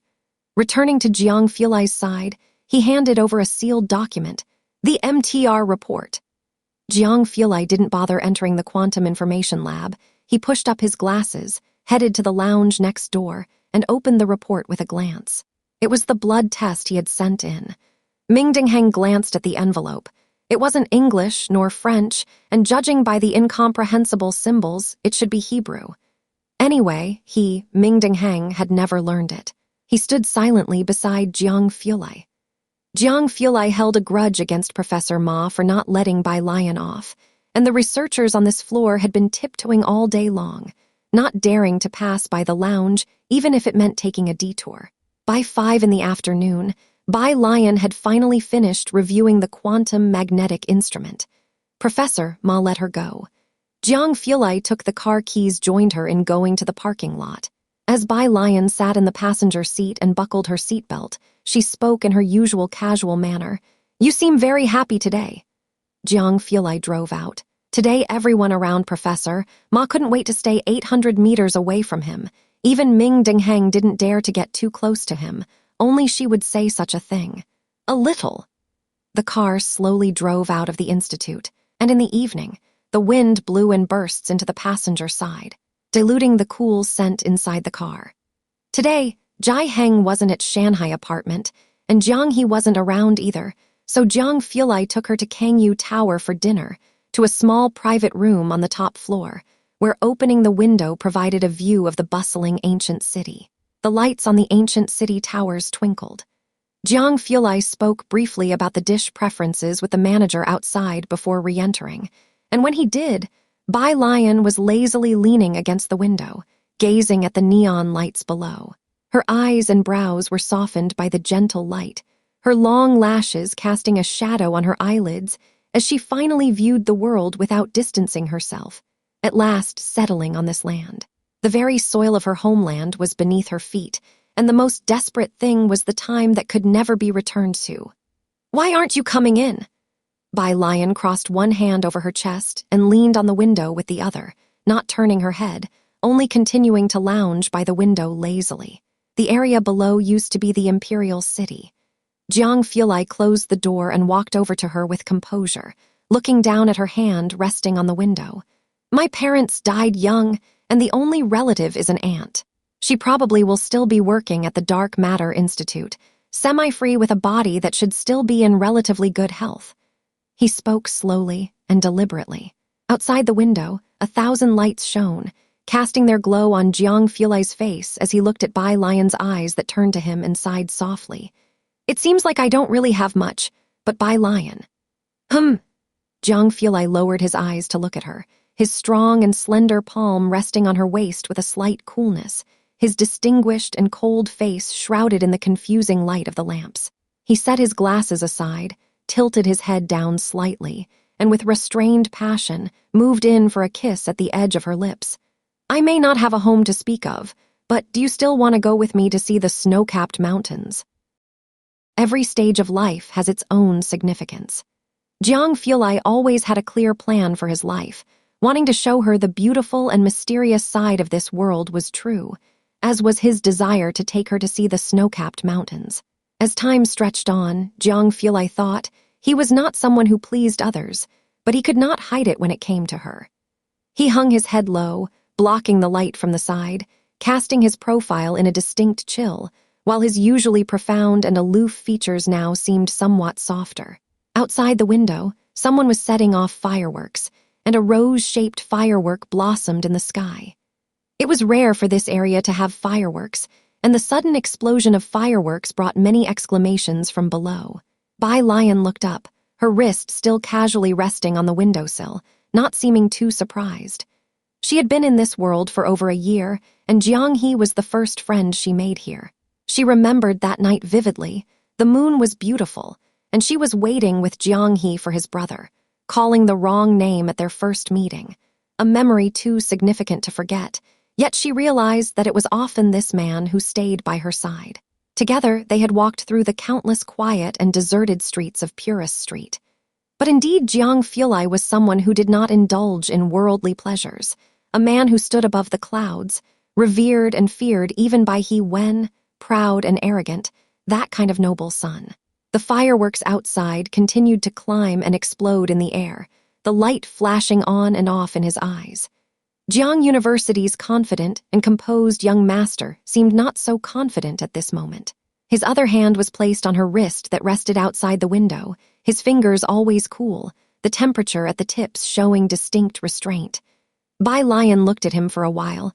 "Go open the door, there's someone outside." Jiang Fulai made an "oh" sound, subconsciously loosened his grip, and turned to walk to the front to open the door. The meal had arrived. The manager bowed his head, conscientiously serving the dishes with respect. At this window, one could still see the last fireworks blooming. He served the dishes and then quickly withdrew. They also brought a pot of tea, purple sand teapot and cup. Jiang Fulai extended his hand out of habit to pour a cup of tea for the position opposite him, bending calmly to set the teacup and pot in place, his shirt outlining the slight arc of muscle on his body. Bai Lion still leaned casually by the window, hands clasped together, her right hand holding his glasses that were left on the windowsill, still in a very relaxed state. She watched Jiang Fulai pouring tea and arranging the tableware. The yellow, bright tea soup was fragrant with orchid notes as it was poured. "They serve old Ban Zhang here." Bai Lion looked at him and laughed. Jiang Fulai started uncovering the silver lids on the silver dish, his voice ever calm and steady. "All stores under the Jiang family have it. When do you think is the best season to go?" Bai Lion moved to the side of the dining table, the fireworks outside having vanished. Jiang Fulai did not catch on. "What?" "I mean..." Bai Lion sat opposite him, setting his glasses aside. She looked up leisurely. "When are you planning to take me?" Jiang Fulai sat in place. The feelings hidden deep inside his heart spread through the corners of Xingxian along with the fleeting fireworks outside, receiving a response. "Ah," he was still lost in thought. "Any time is fine. When do you want to go?" Bai Lion picked up the teacup and slowly took a sip. The old Ban Zhang with some years behind it had a rich, full-bodied tea aroma, and the strength of the tea's body was immediately apparent upon tasting, dense and smooth, leaving a sweet aftertaste. "Let's go during the winter break," Bai Lion thought for a moment, "but it's not fixed. There seems to be a summer camp during the holiday." As she spoke, Jiang Fulai finally came to his senses. He sat up, blinked, and pressed his right hand against the table edge to stand, his rolled-up sleeve revealing his cold white wrist with slightly pronounced veins, and his left hand, roughened by calluses, gently caressed her chin, and he almost whispered as he kissed the side of her lips. "Okay." After eating, they returned to Shanghai apartment. They passed by the affiliated middle school. At this time, even the students of Jiang University affiliated middle school were on holiday. Aunt Zhang had opened a flower shop at the affiliated middle school, and her business was not yet closed at this hour, seemingly doing quite well as delivery guys would come by to pick up flowers. Jiang Fulai parked the car on the roadside. He usually did not care for the frivolities of romance, whether it be roses, Chinese roses, or even foxtail grass. They were all the same in his eyes. Facing young Master Jiang, Aunt Zhang also felt somewhat intimidated. She asked, "Still just one rose?" Jiang Fulai nodded reservedly, his distinct knuckles holding a mobile phone, scanning the WeChat QR code laid out on Auntie Zhang's counter. He took the flowers handed to him. Very fresh roses, unwrapped, with petals in the shape of wine cups dotted with droplets on their snow-white underbellies, making the rouge-colored roses even redder. Jiang Fulai returned to the driver's seat and handed a rose to the person sitting in the passenger seat. Today, the car's Bluetooth was not playing tedious academic papers. Instead, it played the gazhang music of Principal Jian, a representative of both gentleness and passion. His music was the same. Jiang Fulai tilted his head slightly. Bai Lion held the rose in her hand, casually pressing it against her cheek, while her other hand rested askew on the car window. Her face, both restrained and bold, was just as the internet described. Vibrant in her youth, like a horse galloping across a slanting bridge, with red sleeves beckoning from every floor. Indeed, roses look best in that person's hands. Jai Shaojun's residence. Mu Yining had brought Jai Shaojun and Shen Qing back, and after such an eventful day, she accepted Jai Shaojun's invitation for a cup of tea. Shen Qing had little to say to the Mu family, so she left Jai Shaojun to talk with them while she went to the balcony to collect laundry.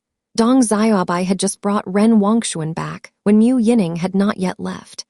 Since Jai Shaojun and Dong Xiaobai both were involved in the arts, they struck up a conversation and stayed for a cup of tea with Mu Yining. The tea was rich in flavor. Mu Yining did not know how to appreciate tea, but Dong Xiaobai did. He looked down, contemplating. This didn't seem like a tea the Mu family would give to Jai Shaojun. Curious, he asked an extra question. Shen Qing answered with reserve, "This is tea brought by Xiaojiang." Xiaojiang? Which one? Dong Xiaobai wanted to ask more, but seeing Shen Qing's expression, he retracted his question and began to talk about Ren Wangshuan with Mu Yining and Jai Shaojun. "You're saying the Calligraphy Association president wants to recruit her?" Mu Yining was surprised to hear Dong Xiaobai's words, as the Mu family seldom studied calligraphy. But thanks to Dong Xiaobai, she knew that the Calligraphy Association was very strict about its membership. After all, it was backed by the Chen family and the Jiang family, comparable to Principal Jian's status in the National Music Circle. She had not expected Ren Wangshuan to be able to join the Calligraphy Association. Ren Wangshuan, feeling uncomfortable with Jai Shaojun's serious demeanor, looked down. Just lucky. She knew Bai Lion was also proficient in the Liang script and wondered whether her calligraphy had improved over the year. "There's a bit of luck involved," Dong Xiaobai smiled. Ren Wangshuan was far behind in skill. After all, calligraphy needed a certain talent, and Ren Wangshuan lacked it. But due to the Dong family's connections, the Calligraphy Association president was willing to show some face. The calligraphy circle really favored the Liang style. "My dad himself didn't master Liang script, but he sees Wangshuan is quite fond of it." The Dong family had many who studied painting and calligraphy, but only a few seriously knew the Liang script. And among them, not a single girl. It was inevitable. Girls inherently have less wrist strength, and in Beijing, the only girl who wrote the Liang style well was the vice president's disciple, Su Yajun. Alien's handwriting is also very beautiful. Amid their conversation, Shen Qing suddenly spoke. Jai Shaojun had indeed heard from Jai Heng that Bai Lion had spent some time last year practicing large characters by suspending a piece of heavy iron. But Jai Shaojun had only seen Bai Lion's guange style. Were Jai family's genes that good? Dong Xiaobai looked towards Shen Qing. "She writes something guan." Shen Qing had heard Tang Ming and others talk about Bai Lion practicing some script that made the science students feel inferior because their teacher complained about not finding answers. Guange style. Dong Xiaobai knew immediately which style she meant, but also lost some interest. It's quite a bonus for a girl to practice this style. He and Mu Yining didn't stay long at Jai Shaojun's place. After leaving, the two got into the car together. Because Shen Qing brought up Bai Lion, Dong Xiaobai inquired more about Bai Lion. The top scorer in the college entrance exam. He sat up straight in surprise. Then what did your old man say? Mu Yining shook her head. Dong Xiaobai sat back down. He won't come out even if offered the title of top scorer on the national exam. But the genes in your cousin's line seem to be much better than those in yours. A top scorer, could earn a place on the clan's plaque. It's a pity that I'm going back to the Dong family today. Otherwise, I could have met your niece. Though he had never met her, he was curious about Bai Lion. Mu Yining also found it strange. Even if you went, you wouldn't be able to see her. She seems to be busy today. It's hard for even me to get a glimpse. The National Day's 7-day holiday. Even heartless companies should give time off. Isn't she just done with her college entrance exams and still a student? What's got her busy? As for what exactly she was busy with, Mu Yining didn't know either. Of Jai Shaojun's two nieces, Ren Wangshuan could be seen through at a glance, while Bai Lion always remained enigmatic. The 7-day National Day holiday sounded long, but it passed in a flash. Many people woke up on the 8th day wishing they held a time machine in their hands, so they could press a button and return to the first day of the holiday to start over. In the Tengfeng class, Tang Ming swore with his hand raised. Really, I put it in the book after I copied it. It must be Brother Ding who accidentally handed it in. Ding Wenyang had just arrived in class, and a huge blame was immediately placed on him. The rest of the class were discussing various topics, while Gao Yuan was surrounded by a group of people, with exclamations erupting from time to time. 1,300,000 points. And you, Wang Zai, how many points do you have? Just hit 1,000,000. That's not too little, said someone by Gao Yuan's side. You'll definitely have your chance in the midterm practical test. Ding Wenyang, sitting beside Tang Ming in a daze, overheard their conversation and curiously asked Tang Ming, how many points do you have on the app? What points? Tang Ming's eyes darted about as he shifted the topic from the blame he had placed on Ding Wenyang, his hand resting on Ding Wenyang's shoulder. You tell me, the preparatory camps app, don't you know? A lot of our subsequent group competitions and slot allocations will be based on the total scoreboard. I'm at 900,000 points, said Ding Wenyang, rather proud of his score. The newbie question bank only lasted for 1 year. Afterwards, to earn points, one had to tackle the challenge bank. Every 1,000,000 points marked a milestone. 8 million points could get you into the top 20, 9 million into the top 5, 7 million into the top 40, 6 million into the top 80. 1 million put you within the top 1,000. At 900,000 points, he was already ranked in the top 3,000. The platform gathered geniuses from across the country of nearly 20 years, and with over 10,000 registrants, Ding Wenyang felt quite smug to have reached the top 3,000 within a year. You are so impressive, Tang Ming genuinely complimented. No problem, if there's anything you don't know later on, you can ask me. Ding Wenyang, buoyed by the praise, was floating on air. In his reverie, he noticed Bai Lion sitting beside them. She was lounging casually, wearing a sky-blue satin jacket as Beijing had cooled down after a rain following National Day, her hair tied back loosely, engrossed in reading a thesis. Wait, Ding Wenyang's heart skipped a beat and he took out his phone, opened the blue app, and searched for Bai Lion. No results. Strange. Ding Wenyang continued to search on his phone, typing in Tang Ming's name at random, and this time the results came up quickly.